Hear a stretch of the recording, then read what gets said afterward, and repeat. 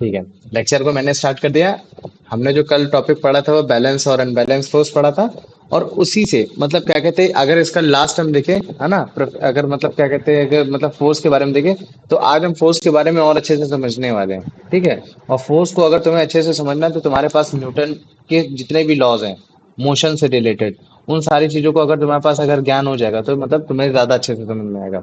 देखो, न्यूटन ने ही तुम्हारा मतलब क्या कहते हैं तीन लॉ दिए थे मोशन ऑफ बॉडीज से रिलेटेड। मतलब कि कोई भी बॉडी है, अगर वो अपना मोशन में है तो उसके पीछे कौन कौन से यूनिवर्सल लॉ लग सकते हैं। मतलब कि ये जो तुम्हारे मतलब क्या कहते हैं, ये न्यूटन ने जो लॉ दिए थे ये तुम्हारे हर जगह अप्लीकेबल है। कि मतलब कभी भी कोई अगर बॉडी अगर मूव कर रही है तो उसमें क्या क्या फंडामेंटल यूज हो रहा है, क्या क्या फंडामेंटल नहीं यूज हो रहा है, ये चीज तुम्हारे न्यूटन ने बनाया है। इसका मतलब क्या चीज है, उन्होंने ये बताया। और मुझे मालूम है कि अगर बॉडी अगर मूव करे तो उसमें कहीं ना कहीं तो फोर्स भी लग रहा होगा। तो इसका मतलब मैं क्या बोल सकता हूँ कि न्यूटन के लॉ हमें ये बताना चाह रहे हैं कि कैसे एक फोर्स और मोशन आपस में को रिलेट करता है। कि मतलब अगर एक मोशन और एक फोर्स, अगर मोशन की वजह से फोर्स आ रहा है या फोर्स की वजह से मोशन आ रहा है, तो इससे रिलेटेड उतने भी जितने भी लॉ हैं या फिर जितने भी हम लोग मतलब क्या कहते हैं प्रिसाइज क्वालिफिकेशन से बता पा रहे हैं, वो सारे तुम्हारे मतलब क्या कहते हैं न्यूटन ने बताने की कोशिश की है। तो अभी मुझे बताओ, अगर मैं न्यूटन लॉस को स्टार्ट करता हूँ तो तुम्हारे माइंड में तुरंत आना चाहिए कि मतलब न्यूटन के लॉ हमें ये बताना चाह रहे हैं कि फोर्स की वजह से बॉडी में मूवमेंट क्यों हो रहा है या फिर ये सारी चीजें क्यों हो रही है, उससे क्या क्या कंक्लूजन निकल कर आ रहे हैं, ये सारी चीजें। तो बताओ, मैं स्टार्ट करूं फिर आज स्टार्ट करूं? हाँ ठीक भैया। है। तो आज हम लोग सबसे पहले तो उसका फर्स्ट लॉ ऑफ मोशन पढ़ेंगे, है ना, कि उसका फर्स्ट लॉ ऑफ मोशन क्या है। ठीक, तो पहले मैं हेडिंग डाल दे रहा, फर्स्ट लॉ ऑफ मोशन। ठीक, फर्स्ट लॉ ऑफ मोशन। देखो, जितनी भी तुम्हारी बॉडीज है, आसपास जितनी भी तुम्हारी बॉडीज है, तुमको कुछ बॉडीज तुमको रेस्ट पोजीशन में दिख रही होंगी। वो अगर तुम जैसे मान लो कि अगर तुम डेस्क में बैठे होगे तो तुमको डेस्क रेस्ट पोजीशन में होगा। बगल में रखी हुई टेबल होगी, बगल में रखी हुई तुम्हारा ग्लास होगा, या फिर कुछ भी ऐसी चीजें होंगी। ज्यादातर जो चीजें हमारे आसपास होती है वो रेस्ट पोजीशन में होती है, मतलब या फिर वो तुम्हारी स्टेशनरी पोजीशन में होती है। और अगर रेस्ट और तुम्हारे स्टेशनरी पोजीशन में नहीं होंगी तो फिर तुमको मतलब क्या कहते हैं आसपास जितनी भी चीजें दिख रही होंगी वो तुम्हारी मूविंग बॉडी में होंगी। जैसे मान लो कि तुमने ऊपर की तरफ अपना सर किया तो तुमने देखा कि यार फैन चल रहा है, अगर कूलर ऑन किया होगा तो कूलर चल रहा है, या फिर तुम्हारे घर के बगल से जो गाड़ी गई है वो गाड़ी जो हुई है वो भी तुम्हारी एक मूविंग बॉडी हो गई, है ना। तो अब जो तुम्हारे न्यूटन ने ये जो मूवमेंट ऑफ द बॉडी के बारे में बताया है, वो भले चाहे मोशन में हो चाहे वो स्टेशनरी में हो, तो उन्होंने ये बोला है कि यार देखो, बॉडी हमेशा रेस्ट में रहेगी। ठीक है। या तो बॉडी हमेशा मोशन में रहेगी, क्या चीज, या तो बॉडी हमेशा मतलब क्या कहते हैं रेस्ट में रहेगी, या तो बॉडी हमेशा तुम्हारे मतलब क्या कहते हैं मोशन में रहेगी। वो अपना स्टेट नहीं बदलेगी। मतलब कि ना तो वो मोशन से रेस्ट में आएगी, ना ही वो तुम्हारा मतलब क्या कहते हैं रेस्ट से मोशन में आएगी। और अगर मान लो कि मैं मोशन से रेस्ट में नहीं बोलता हूँ तो मोशन से फिर वो मतलब क्या कहते हो अपनी स्पीड को नहीं बढ़ाएगी। वो इसका मतलब क्या चीज है, इनका मतलब कहने का मतलब ये था कि अगर बॉडी रेस्ट में है, मोशन में है, तो वो अपने ही स्टेट में बरकरार रहेगी। वो कभी भी अपने आप को चेंज करने की कोशिश नहीं करेगी। वो तब तक नहीं चेंज करेगी जब तक आप इसमें कोई एक एक्सटर्नल फोर्स नहीं लगाते। मतलब कि अगर आप जब तक इसमें बाहर से कोई फोर्स नहीं लगाओगे तब तक आपका ये जो स्टेट था बॉडी का, जैसे रेस्ट था, आपने फोर्स लगाया, वो मोशन में आ गई। अब अगर मान लो कि आप मोशन में थे, लेकिन ये मोशन कैसा था आपका, यूनिफॉर्मली मोशन था। तो अगर आपका यूनिफॉर्म मोशन था, आपने कोई फोर्स लगाया, तो आपका नॉन यूनिफॉर्म हो गया। और अगर वो आपका नॉन यूनिफॉर्म हो गया तो हो सकता है कि आपकी स्पीड लो हुई हो, कम हुई हो, या फिर आपकी स्पीड हाई हो गई हो। लेकिन जो एक स्टेट ऑफ द बॉडी होती है, वो बॉडी अपने अपने स्टेट को मेंटेन करने की कोशिश करती है, फिर वो भले चाहे रेस्ट में हो, फिर वो भले चाहे मोशन में हो। तो मुझे बताओ, ये जो उसकी डेफिनेशन थी फर्स्ट लॉ ऑफ मोशन, ये समझ में आया कि नहीं आया, पहले मुझे इतना बताओ। हाँ भैया। आ गया ना। अच्छा, तुम्हारे दिमाग में आया होगा कि मतलब क्या कहते हैं, चलो भैया अगर यूनिफॉर्मली नहीं तो मतलब यूनिफॉर्मली ऐसा क्यों नहीं हो सकता। और मतलब जैसे मान लो नॉन यूनिफॉर्म है तो नॉन यूनिफॉर्म में स्पीड चेंज हो रही है, और अगर नॉन यूनिफॉर्म में अगर स्पीड चेंज हो रही है तो वहां कहीं ना कहीं तुम्हारा फोर्स ज्यादा लग रहा है, फोर्स कम लग रहा है। तो इस वजह से हम लोग नॉन यूनिफॉर्म मोशन नहीं लेते, और इसके साथ साथ हम लोग सर्कुलर मोशन भी नहीं लेते। मालूम है ना, सर्कुलर मोशन क्या होता है। जब हम लोग यूनिफॉर्म सर्कुलर मोशन पढ़ रहे थे, मतलब कि एक बॉडी किसी सर्कल में रिवॉल्व कर रही है, और वो कुछ इस हिसाब से रिवॉल्व कर रही है कि उसकी स्पीड एकदम कांस्टेंट है। जैसे मान लो कि मैं अगर देखता हूँ, तो अगर मैंने बोला कि 50 किलोमीटर पर आवर की स्पीड से कोई बॉडी चारों तरफ घूम रही है, तो जब भी तुम्हारी कोई बॉडी चारों तरफ घूमती है, तो देखो उसको हम लोग स्पीड को नहीं बोलते, 50 किलोमीटर पर आवर स्पीड नहीं बोलते, उसको वेलोसिटी बोलते हैं, क्योंकि उसकी डायरेक्शन हर जगह चेंज हो रही है। और यूनिफॉर्म जितनी भी मोशन होते हैं बॉडी के, वो आपके हमेशा स्ट्रेट होते हैं, मतलब स्ट्रेट लाइन में होते हैं। तो यहाँ तो स्ट्रेट लाइन में हो नहीं रहा है। और इसके साथ साथ अगर मान लो कि अगर कोई भी बॉडी अगर आपकी रिवॉल्व कर रही है किसी सर्कल में, तो वहां तुम्हारे वो तभी रिवॉल्व करेगी जब वहां सेंट्रीपिटल फोर्स लग रहा है। तो मुझे बताओ, जब मैंने बोला कि बिना फोर्स के अगर बॉडी अगर मोशन में है, और यहाँ तो फोर्स लगाने के बाद बॉडी मोशन में आ रही है, तो फिर तो कहीं ना कहीं खराब हो जाएगा ना, कि पहले से ही फोर्स में है ना। तो हमारा तो क्वेश्चन ये बोल रहा था कि बॉडी अगर मोशन में होगी, रेस्ट में होगी, तो वो हमेशा ही मतलब उस पोजीशन में रहेगी। वो अपने मोशन से स्पीड को कम ज्यादा तब करेगी जब एक्सटर्नल फोर्स लगेगा। वो रेस्ट से मोशन में तब आएगी जब तुम्हारे मतलब क्या कहते हैं एक्सटर्नल फोर्स लगेगा। लेकिन यहाँ तो बॉडी मोशन में है। जैसे सर्कल की बात कर देता हूँ, लेकिन अगर हम लोग को ध्यान से अगर नॉलेज होगा तो हमको पता चलेगा यार बॉडी सर्कल में तो घूम रही है, लेकिन वो सर्कल में इसी वजह से घूम पा रही है क्योंकि उसमें से फोर्स लग रहा है, पहले से फोर्स लग रहा है, ये चीज है।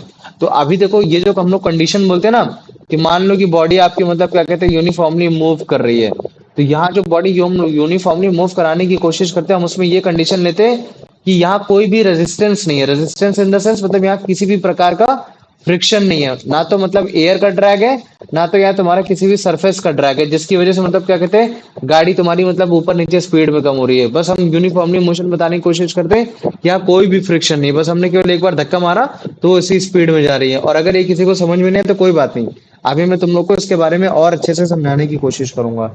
तो मुझे बताओ, अभी इतना समझ में आ गया ना कि मैं हाँ भैया। यूनिफॉर्म मोशन को ही क्यों लेता हूँ, एक नॉन यूनिफॉर्म मोशन को क्यों नहीं लेता, या फिर सर्कुलर मोशन को ऐसा क्यों नहीं लेता कि वो भी तो सर्कुलर भी तो मोशन एक स्टेट ऑफ मोशन में है। आप जब तक फोर्स लगाओगे तब तक स्पीड नहीं बढ़ेगी, लेकिन अगर मान है ना, तो ये चीज हो गया। इतना समझ में आ गया कि नहीं आ गया, पहले मुझे इतना बताओ। हाँ भैया, आ गया। आ गया ना। तो अच्छा देखो, कुछ भी चीज है, इवन मान लो कि अगर तुम्हारे आसपास अगर कोई बॉक्स रखा है, ठीक है, रेस्ट पोजीशन में रखा है, और जब तक आप बॉक्स को नहीं हिलाओगे तब तक वो नहीं हिलने वाला, है ना। वो अपनी पोजीशन को चेंज नहीं करेगा। वो पोजीशन को तभी चेंज करेगा जब आप अपने हाथों से फोर्स लगा रहे होगे, या तो आप अपने पैरों से फोर्स लगा रहे होगे, तभी वो अपने मतलब क्या कहते हैं अपनी उस चीज को चेंज करने की कोशिश करेगा, है ना। तो ये चीज हो गया। अब इसी से रिलेटेड एक टॉपिक आता है जो उसको बोलते हैं हम लोग इनर्शिया। क्या बोल देते हैं उसको? इनर्शिया बोल देते हैं। तो अब इनर्शिया। मैं तुमको इनर्शिया समझाने की कोशिश करता हूँ। देखो, कोई भी बॉडी है, वो अगर रेस्ट में है तो रेस्ट में है, अगर कोई बॉडी मूव करे तो मूव भी है। लेकिन अच्छे, जैसे मान लो कि मैं अगर फूक मारता हूँ, जैसे तुम्हारे बगल में ग्लास रखा है, तुमको फूक मारता हूँ, तो तुम उस फूक से उसको नहीं हिला पा रहे हो। इसका मतलब क्या है कि उस बॉडी की टेंडेंसी है कि बेटा तुम जितनी अभी ताकत लगा रहे हो ना, उतनी ताकत मेरे को मूव नहीं करा सकती, है ना। तो फिर आप क्या करते हो, फिर आप मतलब क्या कहते हो और फूक मारते हो तेज मारने की, फिर भी ग्लास नहीं मूव किया, मतलब फिर से बॉडी बोल रही कि भाई तू जितनी ताकत लगा रहा है ना, उतनी ताकत में तू मेरे को मूव नहीं करा पाएगा। फिर मैंने कहा अच्छा ले, मैं अपनी उंगली से मैंने उसको धक्का दिया, और जैसे मैंने अपनी उंगली से धक्का दिया, अब वो मूव कर गया। और मतलब कि मेरा फोर्स इतना ज्यादा, मतलब इतना ज्यादा था कि बड़े ही उसने आसानी से उस फ्रिक्शन को मतलब क्या कहते हैं ओवरकम कर लिया, और ओवरकम करते ही मूव कर लिया। तो इसके बाद ग्लास ने मेरे को क्या बोला, ठीक है मैं हार मानता हूँ, अब मैं मूव कर गया। तो इसका मतलब क्या चीज है, अगर मान लो कि बॉडी आपकी अगर रेस्ट पोजीशन में है, या फिर मान लो कि अगर बॉडी आपकी मोशन में, और वो किस मोशन में है आपके यूनिफॉर्म मोशन में, तो वो हमेशा उसी चीज में रहने की कोशिश करेगी। आप अगर मिनिमम फोर्स लगाओगे तो वो अपने स्टेट को चेंज करने की कोशिश नहीं करेगी जब तक आप इतना मैक्सिमम फोर्स नहीं लगा देते कि वो बड़े ही आसानी से फ्रिक्शन को चेंज कर दे, मतलब फ्रिक्शन से ओवरकम कर जाए। तो इसका मतलब क्या है, जो तुम्हारा फर्स्ट लॉ है वो ये बताने की कोशिश करता है कि बेटा जो तुम्हारी बॉडी की प्रॉपर्टी ये होती है कि वो कितना अपने आप को रेजिस्ट कर पा रही है चेंज के लेकर। जैसे मान लो कि ग्लास चाह रहा था कि तुम मेरे को चेंज ना करो, है ना, लेकिन वो चेंज हो गया, क्यों? क्योंकि मैंने इतना ज्यादा फोर्स लगा दिया। एक बॉडी मोमेंट में थी, मैं उसको मतलब क्या कहते हैं वो चाह रही थी कि तुम मेरे को ज्यादा ड्रैग मत दो, वो सब दो, लेकिन हमने ड्रैग दिया तो वो रुक गई गाड़ी, ये चीज हो गया। तो इनर्शिया तुमको यही समझाने की कोशिश करता है कि एक पर्टिकुलर एक ऑब्जेक्ट की कैपेसिटी, कि वो अपने आप को कितना होल्ड करके रख सकता है, कि मतलब उसको कोई मूव ना करा पाए, है ना, ये चीज। तो मुझे बताओ, इतना समझ में आ गया कि नहीं आ गया? भैया। आ गया ना। तो हम क्या बोल सकते हैं कि हाँ इनर्शिया एक ऐसी प्रॉपर्टी है बॉडी की कि जिसकी वजह से वो रेजिस्ट करता है, होल्ड करने की कोशिश करता है, और रेजिस्ट क्या करता है, रोकने की क्या कोशिश करता है, एक चेंज को। और वो चेंज क्या है, मोशन है। वो कैसा मोशन है, वो फिर भले चाहे एक यूनिफॉर्म मोशन हो, या फिर रेस्ट से वो मोशन में आने की कोशिश कर रहा हो। मुझे बताओ, इतना समझ में आ गया कि नहीं आ गया? यस भैया। आ गया ना। हाँ तो भैया। कभी भी अगर आपको इनर्शिया ऑफ बॉडी अगर मतलब मान लो कि अगर ज्यादा है, जैसे मैंने बोला कोई एक ऐसी बॉडी है जिसका इनर्शिया ज्यादा है, तो उसका मतलब मेरे को समझाने का मतलब क्या है कि यार उसका मतलब पावर इतनी ज्यादा है, कि मतलब उसकी पावर इतनी ज्यादा है कि वो अपने आप को चेंज करने की कोशिश ही नहीं कर रहा है। तो मैं बोलूंगा कि यार फिर मेरे को फोर्स कैसा लगाना पड़ेगा, कम लगाना पड़ेगा, ज्यादा लगाना पड़ेगा? तो तुरंत समझ में आ गया, अरे यार बॉडी का अगर इनर्शिया ज्यादा है, मतलब वो इतना ज्यादा इनर्शिया है कि वो अपने आप को चेंज नहीं करना चाह रहा है, तो इसका मतलब है कि मेरे को फोर्स भी ज्यादा लगाना पड़ेगा। तो ये जो उसकी बॉडी की जो इनर्शिया है ना, ये कहाँ से आ रहा है? ये बेसिकली उसके मास से आ रहा है। कहाँ से आ रहा है? उसके मास से आ रहा है। तो काफी बार इनर्शिया जो उसको कैलकुलेट किया जाता है वो आपके मास से भी कैलकुलेट किया जाता है। और मास की यूनिट क्या होती है? वो आपकी मास की यूनिट होती है केजी। मतलब कि जो जितना भारी उतना ही उसका इनर्शिया। जैसे मान लो कि मैंने बनाया इधर प्रोमिता को, और मैंने इधर बनाया, मतलब क्या कहते हैं उसको बनाया, मतलब क्या कहते हैं उसको बना दिया, ये अभिषेक को बना दिया। और मैंने बोला कि उसको इन दोनों को धक्का देना है। ठीक है? प्रोमिता का वेट है 45 kg, और मैंने बोल दिया कि मतलब क्या कहते हैं ये अभिषेक का वेट है, ये मतलब क्या कहते हैं 43 kg है। अब मैंने बोला चलो मतलब क्या कहते हैं कुलदीप धक्का दो, है ना? अब धक्का दिया, तो मुझे बताओ सबसे ज्यादा कौन रेजिस्ट करने की कोशिश करेगा? ए करने की कोशिश करेगा, बी करने की कोशिश करेगा? भैया ए।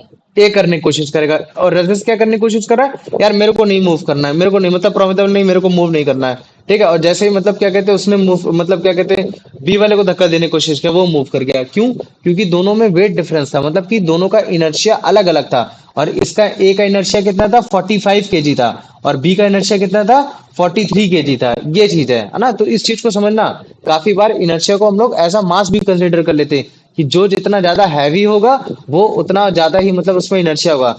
जैसे मान लो कि तुम्हारा, हमने एक अभी पीछे एग्जांपल पढ़ा था टॉय कार का। किसका पढ़ा था? हमने टॉय कार का पढ़ा था टॉय ना? कार। अब जब हम टॉय कार में मतलब क्या कहते हैं मतलब क्या कहते हैं जब हम फोर्स लगा रहे थे तो बड़ी आसानी से मूव करा था। लेकिन अगर मान लो कि मैं असली की कार ले आता हूँ और मैं असली की कार से बोलता हूँ चल बेटा तू अपनी उंगली से मेरे इसको मूव कराने की कोशिश कर, तो तुम मूव नहीं करा पाओगे। क्यों नहीं मूव कराओगे? क्योंकि जो तुम्हारी बी कार, जो तुम्हारी असली वाली कार है, उसका मास बहुत ज्यादा है। और मास ज्यादा होने की वजह से उसका क्या है? उसका इनर्शिया ज्यादा है। और जब उसका इनर्शिया ज्यादा है तो फिर वो रेजिस्ट कर रही है। वो रेजिस्ट क्या कर रही है कि यार मेरे को मूव नहीं करना। लेकिन बॉडी ए भी है, फ्रिक्शन, बॉडी ए भी है। और बॉडी ए तुम्हारी कैसी? एक टॉय कार है, एकदम हल्की कार है ना? अगर जैसे मान लो कि इसका वेट अगर 100 kg है, तो इसका वेट मिनिमम मतलब मान लो कि 1 kg है। तो अगर 1 kg की कार को अगर तुम धक्का दे रहे हो तो मूव नहीं कर रही है वो, मतलब मूव कर जा रही। क्यों कर जा रही? क्योंकि उसका इनर्शिया कम है। मतलब कि ये बस केवल उतना ही न्यूटन फोर्स झेल सकती है जिसमें ये अपने आप को रोक सके। लेकिन अगर उससे ज्यादा फोर्स ऑफ फ्रिक्शन से ज्यादा लगा दोगे तो बॉडी मूव कर जाएगी। लेकिन इसका मतलब ये भी नहीं है कि अगर 100 kg की कार है तो हम उसको घसीट सकते नहीं।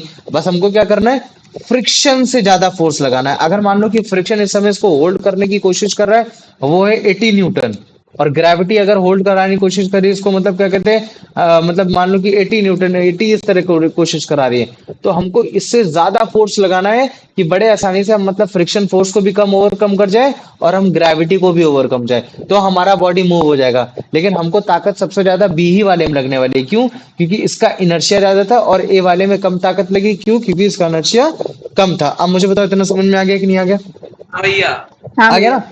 देखो अभी तो हम इसके दो चार एग्जांपल पढ़ा रहे हैं, फिर तुमको डेली लाइफ से ऑब्जर्वेशन भी कराना है, तुमको सिखा देंगे, उसमें भी कोई बड़ी बात नहीं है। अच्छा जैसे मान लो कि तुम्हारे पास एक फुटबॉल है, प्रॉपर एक फुटबॉल है, ठीक है?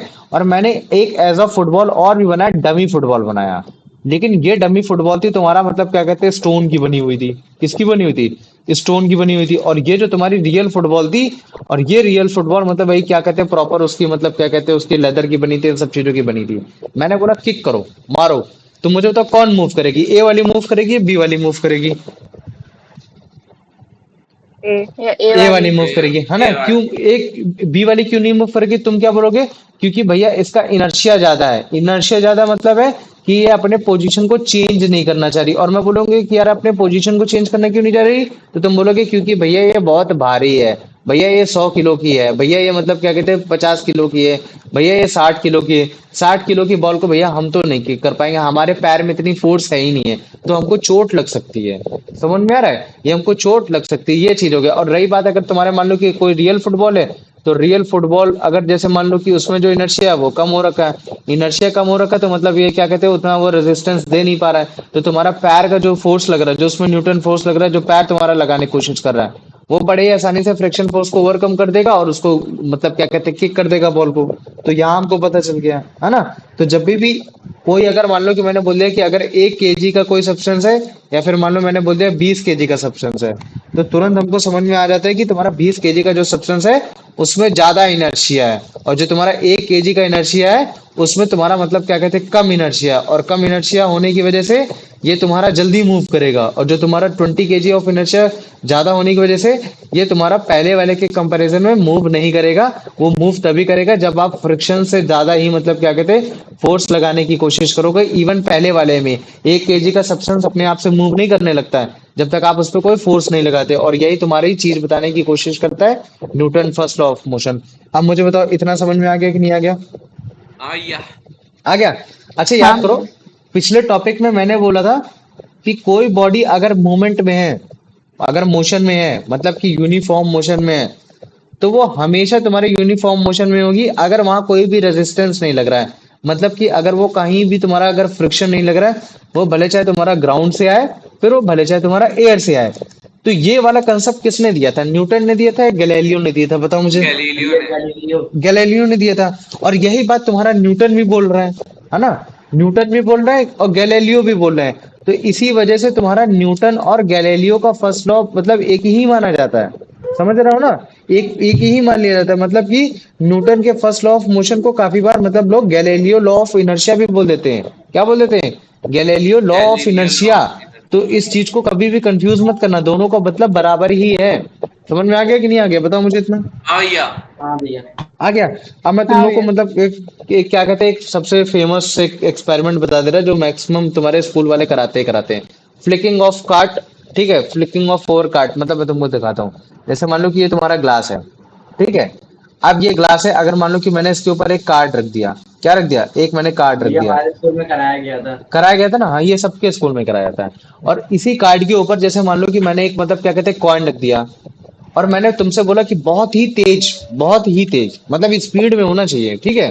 भैया क्योंकि मतलब अगर हाँ, की जो कॉइन है वो ब- उसमें ठीक है जो अभी बता टाइम रहा लगता है हूँ। उसको ठीक है, जाने का। हाँ, जैसे मान लो कि अगर तुमने एक कार्डबोर्ड के ऊपर एक कॉइन रखा और नीचे ग्लास रखा, और तुमसे मैंने बोला कि फ्लिक करो कार्ड को, मतलब बहुत तेज से फ्लिक करो, इतना तेज से फ्लिक करो कि मतलब ये जल्दी से मूव कर जाए, लेकिन तुमको मालूम नहीं फ्लिक करने से क्या हो रहा है। लेकिन तुम जैसे फ्लिक करोगे, जैसे उसको तुम तेज से मारोगे, जैसे ये फ्लिक हो जाएगा, मतलब जैसे ही तुम्हारा ये जो कार्ड है ये तुम्हारा इधर आके बाहर गिरेगा, तुम क्या देखोगे? कार्ड के साथ सिक्का बाहर नहीं गिरा है, वो कार्ड के साथ तुम्हारा मतलब क्या कहते हैं ग्लास के अंदर ही गिर गया। तो इसमें हमें क्या देखने को मिल रहा है कि भाई कि इनिशियली भैया कोई कार्ड भी और ऑब्जेक्ट है वो अपनी वो हम्म स्टेट पे रहना चाहता है। रहना चाह रहा है। अब यहाँ ऑब्जेक्ट क्या क्या है? तुम्हारा कार्ड एक पहला ऑब्जेक्ट हो गया, कॉइन तुम्हारा दूसरा ऑब्जेक्ट हो गया। तो अब इन दोनों के अलग अलग इनर्शिया थे, है ना? कार्ड का एक अपना अलग इनर्शिया है, तुम्हारा कॉइन का एक अपना अलग अलग इनर्शिया है। तो उसके लिए अपने अलग अलग फोर्स की रिक्वायरमेंट होगी, ये सारी चीजें होंगी। तो मैं जब फ्लिक करा, मैंने काफी तेज फ्लिक किया, तो कार्ड पे ज्यादा फोर्स लगा तो कार्ड जल्दी गिर गया। लेकिन जो तुम्हारी motion of the body of the second part, मतलब कि जो तुम्हारा कॉइन है, वो उतने अच्छे से मूव नहीं कर पाया, तो जिसकी वजह से उसको तुरंत ही मतलब क्या कहते हैं ड्रॉप होना पड़ा। तो यहाँ तुम क्या देख रहे हो? एक ही ऑब्जेक्ट में दो मोशन को देख रहा हो कि एक मोशन हो गया, दूसरा मोशन नहीं हो पाया। क्यों? क्योंकि जो दूसरी वाली जो बॉडी थी वो अपने ही स्टेट में रहना पसंद कर रही थी। ये चीज है क्यों? क्योंकि उसमें फोर्स नहीं लगा। अभी मुझे बताओ इतना समझ में आ गया कि नहीं आ गया? हाँ भैया। आ गया। अच्छा मुझे बताओ, अगर जैसे मान लो कि इस बार मैं फ्लिक नहीं करता हूँ, मैं उसको धीरे धीरे निकालता हूँ। मैं क्या करता हूँ? धीरे धीरे निकालता हूँ। जैसे मान लो कि मैं इधर साइड से उसको पुल कर रहा था, इधर साइड से पुल कर रहा था, तो मुझे बताओ क्या सिक्का नीचे गिरेगा? हाँ भैया गिरेगा। मैं धीरे धीरे निकाल रहा था, कभी भी ट्राई कर लेना। नहीं, नहीं गिरेगा। नहीं गिरेगा। नहीं नहीं गिरेगा। गिरेगा, है ना?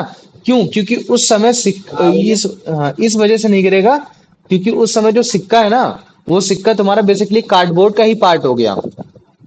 क्या हो गया? कार्डबोर्ड का ही पार्ट हो गया। तो वो मतलब क्या कहते हैं ऐसा कंसीडर नहीं किया जाता है। इसी वजह से अगर आप मोशन ऑफ बॉडीज अगर लगा रहे हो, तो अगर किसी भी एक पर्टिकुलर बॉडी में लगा रहे हो तो काफी तेज लगाना पड़ेगा, ताकि जो उसमें सेकंड ऑफ द अगर कोई सेकंड बॉडी है तो उसमें तुरंत हमको एक चेंज देखने को मिले। जैसे मान लो कि तुम अगर तुमने कभी भी अगर ट्रेन के अंदर अगर बैठे होगे, तो ट्रेन के अंदर जंप करना, तुम ट्रेन में उसी पोजीशन में दोबारा ही गिरोगे। लेकिन एक बार तुम ट्रेन के ऊपर खड़े होकर जंप करना, फिर तुमको पता चल जाएगा कि तुम्हारा अरे दो दो बोगी आगे चली गई। समझ रहे हो ना? जैसे मान लो कि अगर ट्रेन ऐसे जा रही है, ठीक है, अगर इस पोजीशन में जा रही है, ऐसे जा रही है, तुम अगर इसके अंदर हो जंप करोगे तो सेम पोजीशन पे गिरोगे। लेकिन अगर मान लो कि तुम अगर ऊपर गिरते हो, तो ऊपर इस बार जब गिरोगे तो सेम पोजीशन में नहीं गिरोगे, तुम यहाँ गिरोगे। तो वो क्यों गिरोगे? क्योंकि इधर साइड तुम्हारा फ्रिक्शन फोर्स लग रहा है। फ्रिक्शन फोर्स कहाँ से लग रहा है? एयर से लग रहा है, और बॉडी तुरंत मूव कर गई, ये चीज है। लेकिन अंदर तुम्हारा फ्रिक्शन फोर्स भी वो चीज नहीं है। तो जब बॉडी तुम्हारे ट्रेन के अंदर थी तो तुम्हारे ट्रेन का ही पार्ट थी, लेकिन जैसे ही तुम्हारे ट्रेन के साथ जब जब तुम टच में थे तब तक तुम बॉडी के पार्ट में थे, लेकिन जैसे तुमने जंप किया फोर्स ऑफ फ्रिक्शन ने तुमको पुश किया और तुम्हारे इंजन ने गाड़ी को पुश किया, तो जिसकी वजह से तुम पीछे चले गए, गाड़ी आगे चली गई। ये चीज है। तो अभी तुमको इस तरह से बहुत ऑब्जर्वेशन दिखाने वाला हूं, बहुत सारे एग्जांपल बताने वाला हूँ। ये तो एक फ्लिकिंग कार्ड एक बस छोटा सा एग्जांपल है। मुझे बताओ इतना समझ में आ गया कि नहीं आ गया? हाँ भैया। आ गया ना?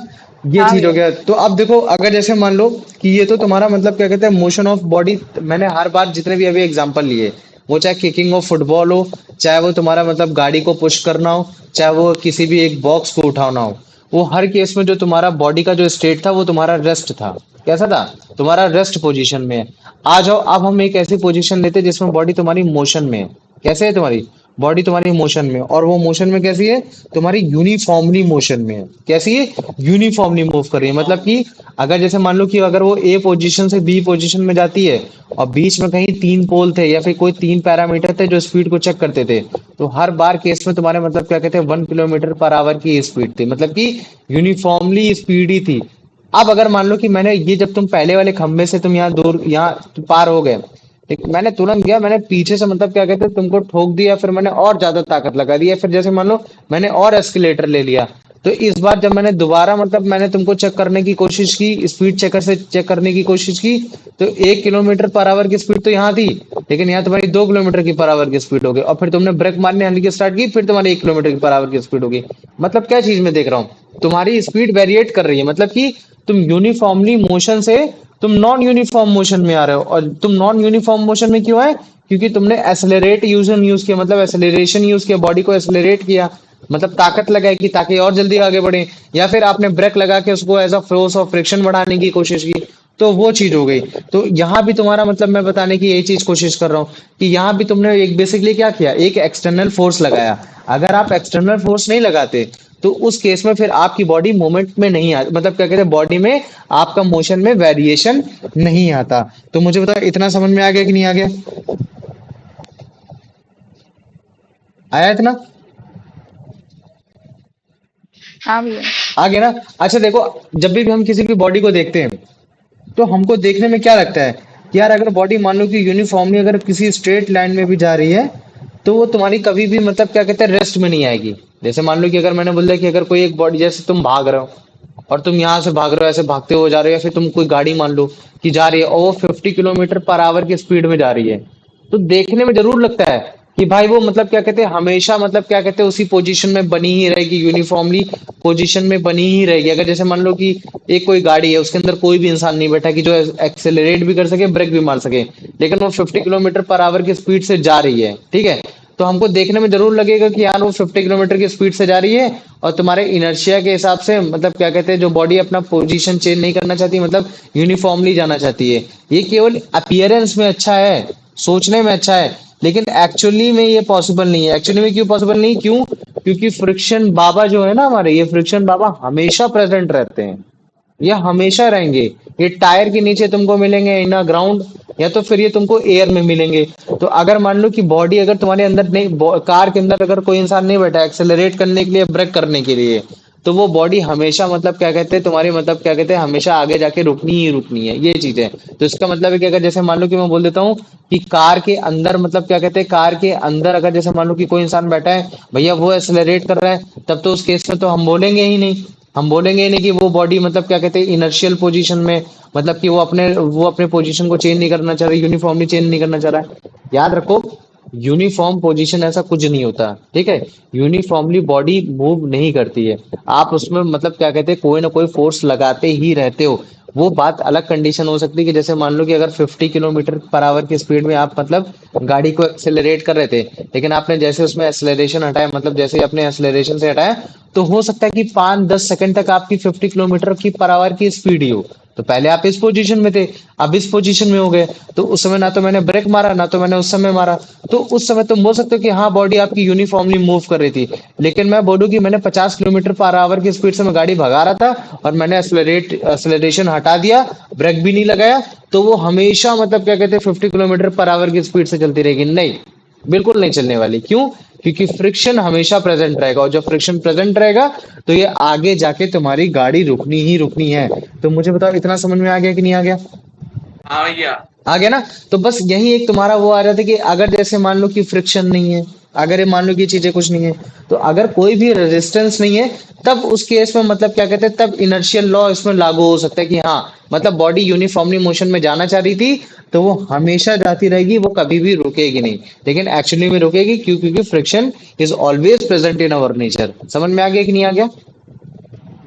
हाँ है भैया। भैया। हाँ, even in the vacuum also, है ना, वो चीज है। अब मुझे बताओ, आ गया इतना? हाँ भैया। स्पेस हाँ वैक्यूम भैया। नहीं है, स्पेस में भी तुम्हारे कुछ प्रोटॉन और न्यूट्रॉन्स घूमते रहते हैं। लोग स्पेस को एज अ वैक्यूम कंसीडर कर लेते हैं ना, but that is not a actual vacuum. A lot of proton which are भैया कमिंग फ्रॉम द सन। हाँ बोलो। भैया वो जो हाइपर लूप अभी न्यू इन्वेंशन हुआ है उसमें भैया वो वैक्यूम होता है ना। क्या? अभी भैया एक नया इन्वेंशन हुआ है hyper loop. Hyper hyper loop, देखो मैं तुमको बताता हूँ। हाइपर लूप का मतलब क्या है कि ये तुम्हारी एक तुम्हारा एक बड़ी सी सुरंग है, सुरंग जैसा मान लो, ठीक है। हाइपर लूप कंडीशन में क्या है, तुम्हारी वैक्यूम की कंडीशन है। वैक्यूम की कंडीशन में क्या है, बीच में कहीं भी पार्टिकल्स नहीं है। तो बीच में कहीं पार्टिकल्स नहीं, एयर का ड्रैग नहीं, तो तुम्हारी गाड़ी की स्पीड बढ़ जाएगी। जैसे मान लो कि ये तुम्हारी रोड है, ठीक है, ये क्या है, ये तुम्हारी रोड है। मैं बोल रहा हूँ कि प्रोमिता को ऑफिस डेली जाना पड़ता था, तो वो हमेशा मतलब क्या कहते हैं, जाना पड़ता था।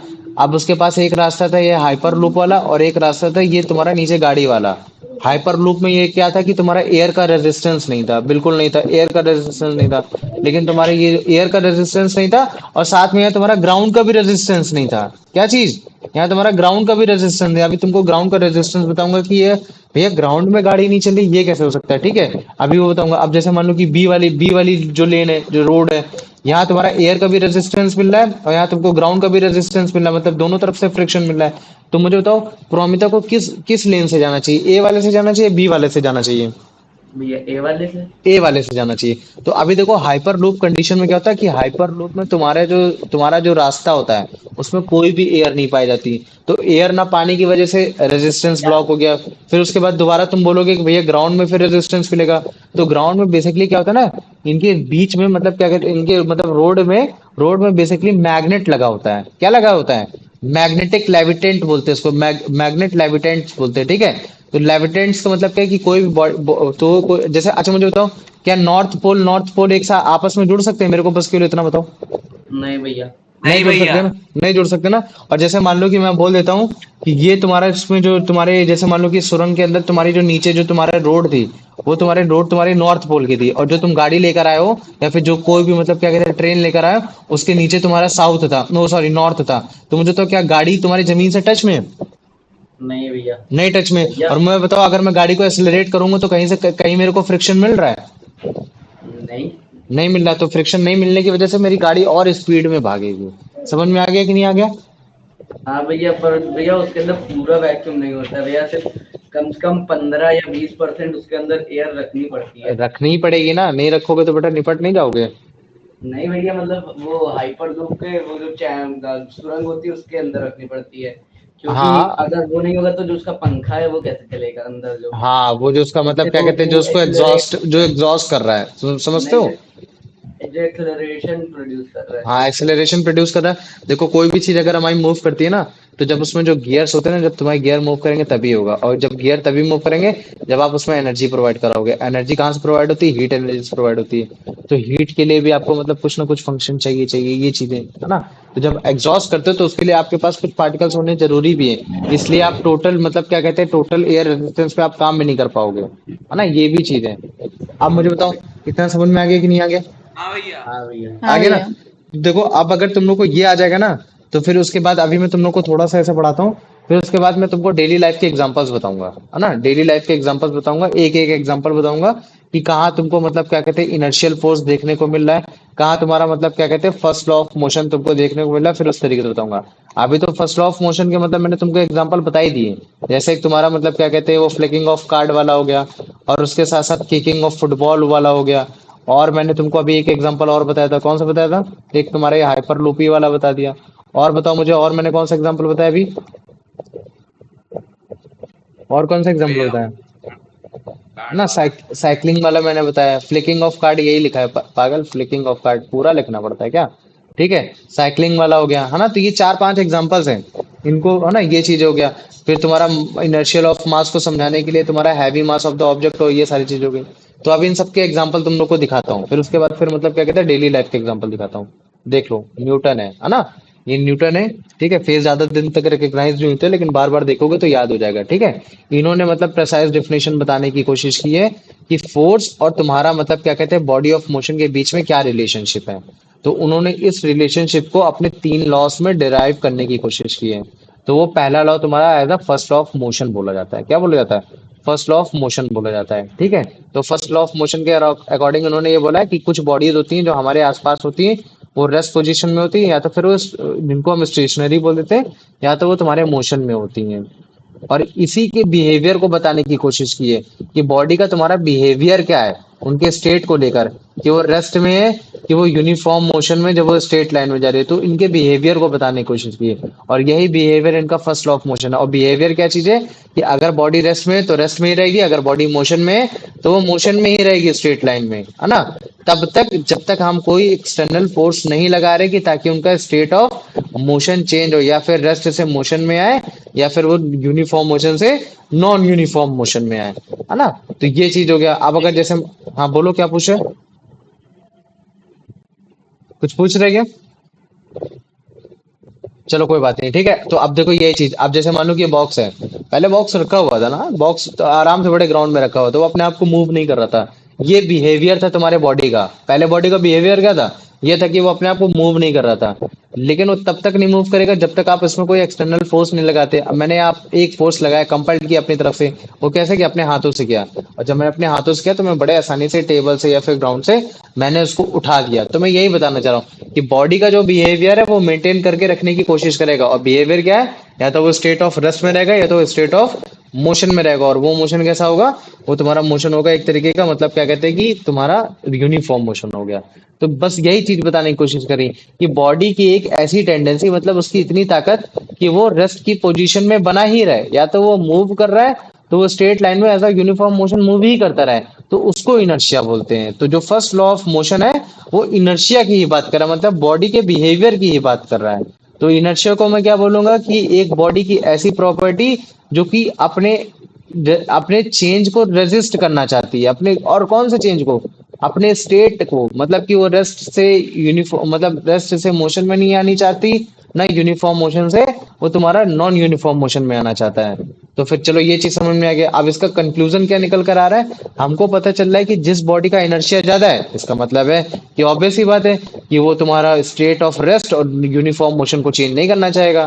क्यों नहीं करना चाहेगा? क्योंकि मतलब क्या? क्योंकि उसका ज्यादा इनर्शिया है, और ज्यादा इनर्शिया फिर भी चेंज करना चाह रहे हो, तो फिर तो भाई तुमको मतलब जो फोर्स लगाना पड़ेगा वो भी आपको ग्रेटर फोर्स लगाना पड़ेगा, है ना। तो जैसे मान लो कि अभी अगर जैसे मान लो कि मैं एक बार बात कर लेता हूँ, ये पहली वाली बॉडी की बात कर लेता हूँ। तो देखो पहली वाली बॉडी इनर्शिया उसका कम, क्यों? क्योंकि उसका मतलब क्या कहते हैं इनर्शिया कम है, तो वो मतलब बड़े आसानी से मतलब हम उसकी बॉडी को मूव करा ले रहे हैं। लेकिन अभी अगर जैसे मान लो कि मैं नीचे वाली बॉडी को दिखाता हूँ, तो देखो बड़ी वाली कार है, बड़े ताकत से गया लड़का, ठीक है, धक्का लगाने की कोशिश कर रहा है, मूव करा पा रहा है, लेकिन उतने अच्छे से मूव नहीं करा पा रहा जितने अच्छे से तुम्हारा वो ऊपर वाला डायग्राम करा पा रहा है। तो इसका मतलब क्या है कि जिस बॉडी का इनर्शिया ज्यादा होगा उस बॉडी का मतलब क्या कहते हैं रेजिस्टेंस ज्यादा होगा। और अगर आपको उसको रेजिस्टेंस को ओवरकम करना है तो आपको फोर्स भी उससे ज्यादा लगाना पड़ेगा, मतलब कि आपको फ्रिक्शन से भी ज्यादा फोर्स लगाना पड़ेगा। तो बाद में हमें पता चला यार और अच्छे से समझाने की कोशिश करो, तो फिर मैंने बोल दिया कि देख भाई, इनर्शिया मतलब मास, मतलब जिस बॉडी का मास ज्यादा है उसका इनर्शिया ज्यादा है, मतलब कि जो जितना हैवी ऑब्जेक्ट होगा उसका उतना ही ज्यादा इनर्शिया होगा as compare to lighter object. तो मुझे बताओ इतना समझ में आ गया कि नहीं आ गया? हाँ भैया। आ गया ना। अब देखो ठीक ऐसे ही जैसे मैंने इधर भी समझाने की कोशिश की है चीज। अब मान लो कि मैंने बोल दिया कि एक तुम्हारे पास स्टोन है जिसका इनर्शिया ज्यादा है फुटबॉल के कंपैरिजन में, और तुम उसको किक करो। जैसे तुम किक करोगे तो क्या होगा?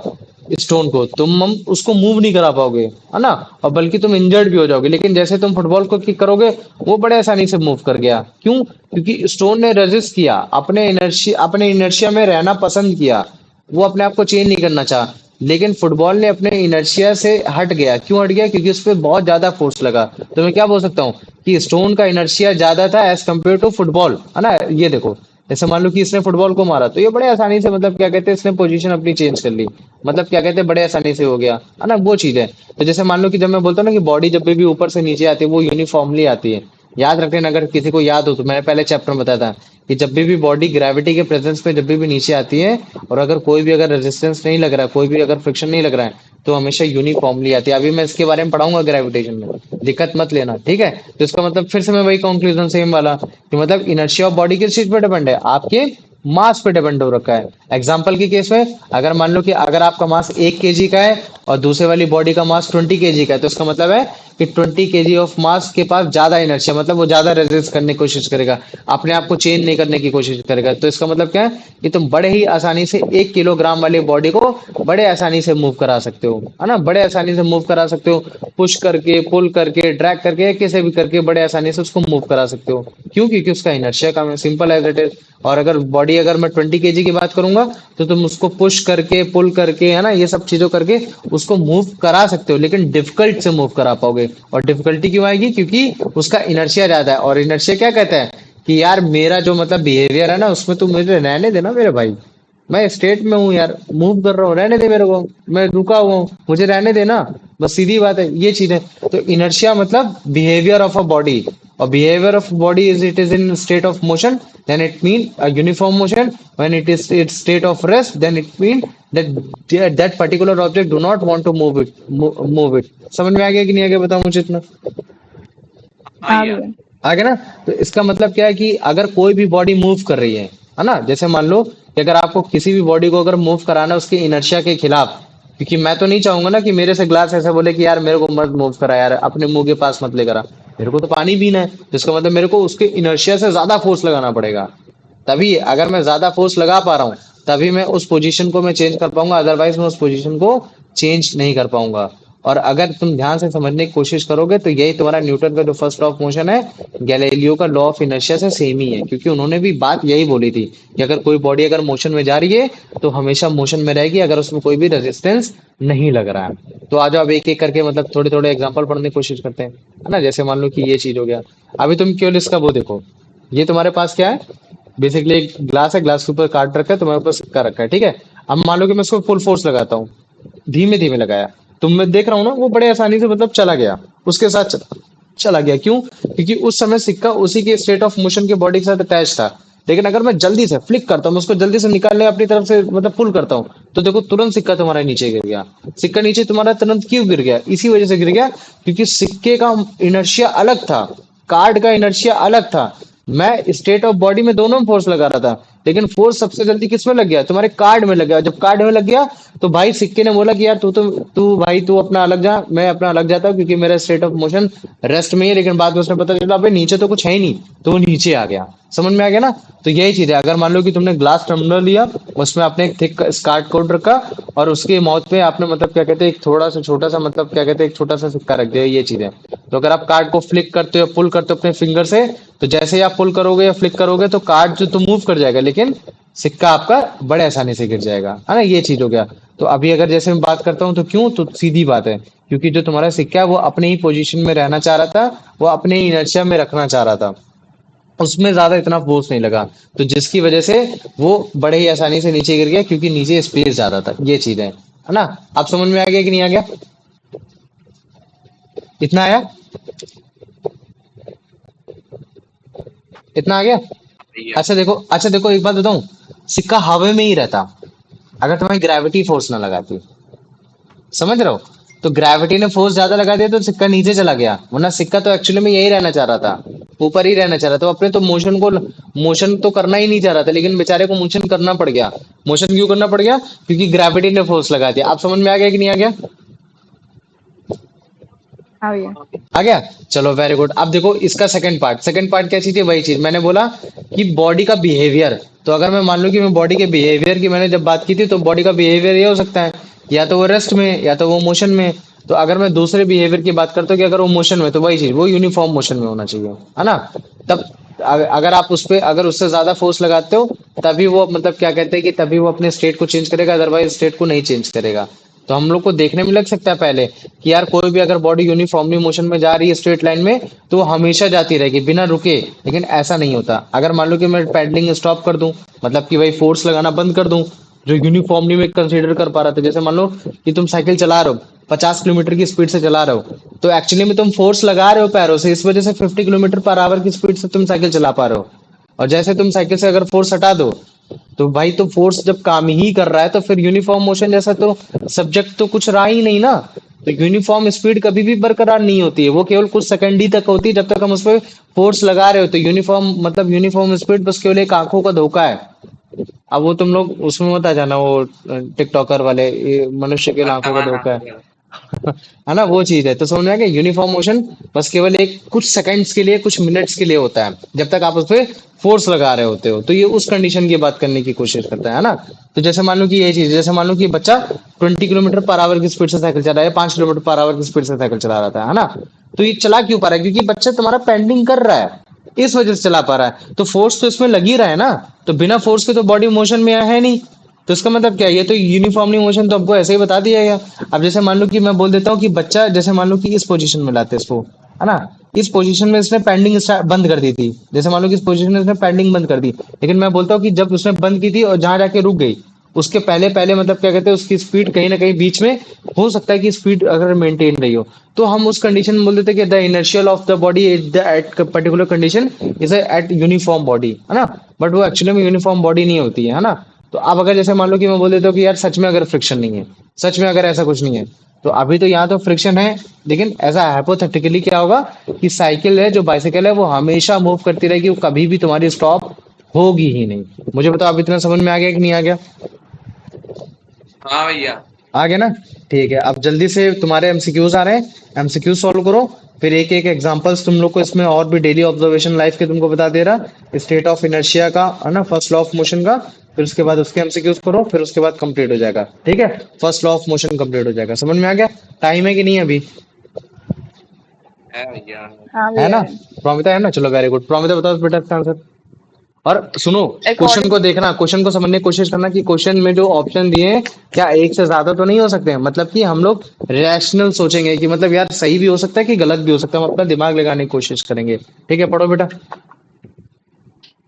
According to Newton's first law, what is required to change a body state of rest or uniform motion? बताओ। Option C. Option C very good, है ना, एक्सटर्नल फोर्स। इंटरनल फोर्स जैसा कुछ नहीं होता है। इंटरनल फोर्स हमारी बॉडी में ही लगता है, जो ह्यूमन बॉडी होती है, जो लिविंग थिंग्स होते हैं केवल। कभी भी नॉन लिविंग थिंग्स में आपका इंटरनल फोर्स जैसा कुछ भी नहीं होता है। समझ में आ गया ये चीजें? आ जाओ, अब इसका आंसर बता दो यश।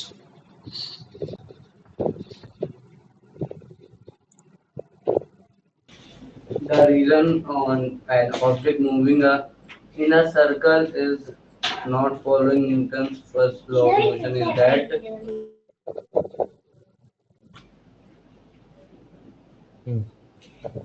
circle.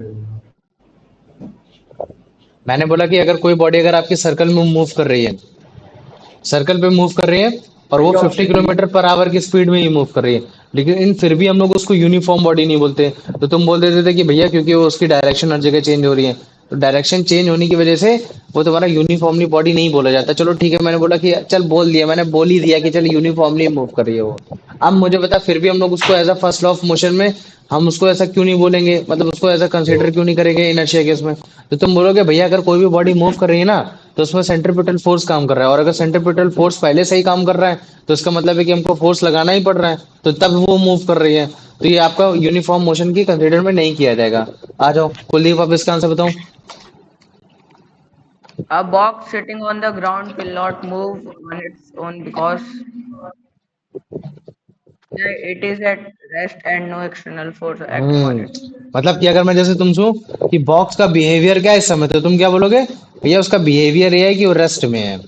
क्या है? रेस्ट में। ये चीजें है ना, बिहेवियर ये है। चलो आ जाओ, अब इसका आंसर बता दो। मतलब क्या कहते हैं, प्रोमिता। प्रोमिता हो चुका है ना एक बार? हाँ प्रोमिता का हो चुका है। अभिषेक। An object at rest will remain at rest, and an object in uniform motion will remain in uniform motion in a straight line unless it is hmm very large, its mass is constant, the force from inside the object acts. And option D. Option D very good. आ जाओ आनंद, अब बेटा इसका answer बता दो, inertia क्या चीज है? भैया बी। वाह, पढ़ तो ले, पूरा पढ़ा कर, ऑप्शन पढ़, भले चाहे चारे ऑप्शन मत पढ़, लेकिन जो आंसर है वो वाला ऑप्शन जरूर पढ़ना, इससे रट जाएगा तुम लोग What को। is inertia? The property of a body that resists a change in its state of motion, of rest, or in uniform motion in a straight line. Very good, आ जाओ प्रोमिता बेटा, इसका आंसर बताओ कि body of According inertia to को हम कैसे major कर सकते हैं। according to the provided text, what is a measure of a body's inertia? There are options B.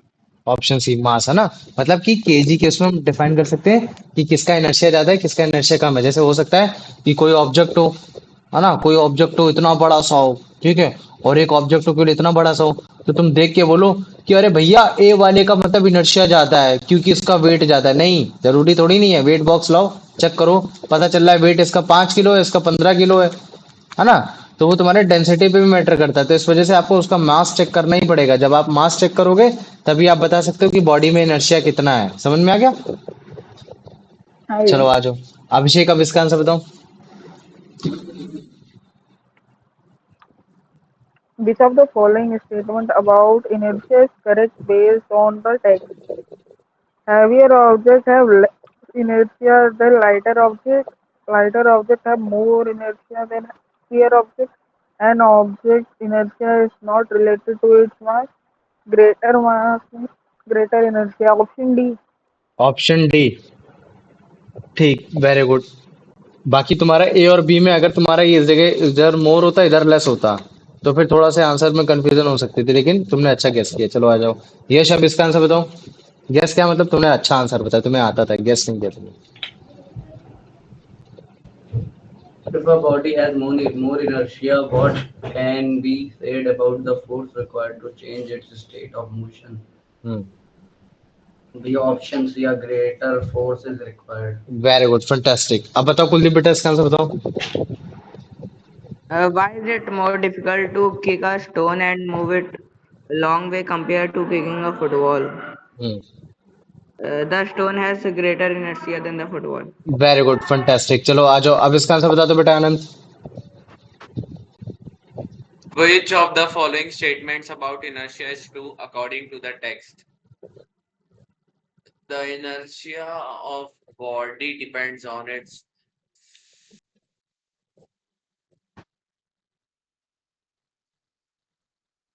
क्या होगा इसका आंसर? भैया बी। बी, है ना, वेरी गुड। चलो आ जाओ, अब इसका आंसर बता दो प्रोमिता बेटा।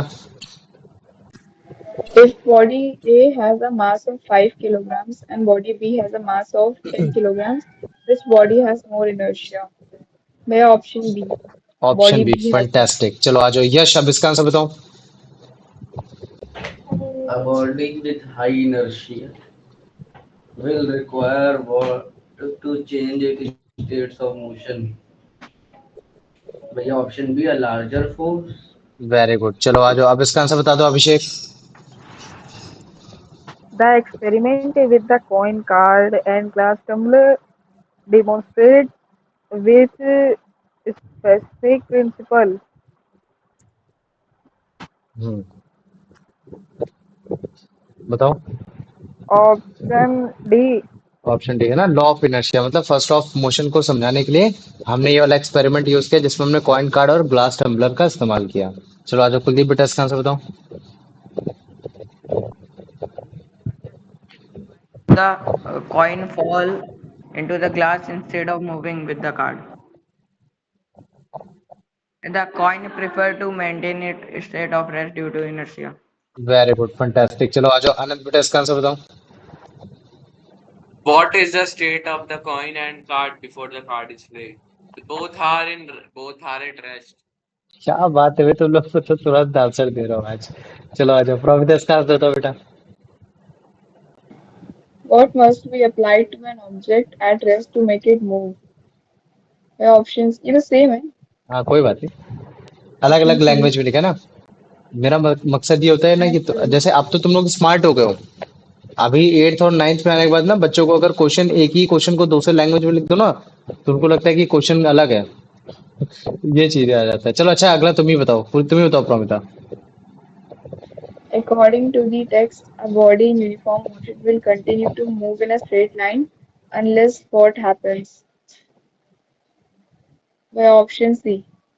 A force compelled to change its state of uniform motion। पूरा पढ़ा करो, ठीक है। चलो आ जाओ, अब इसका आंसर बता दो अभिषेक। Why does a bicycle eventually stop after the rider stop pedaling?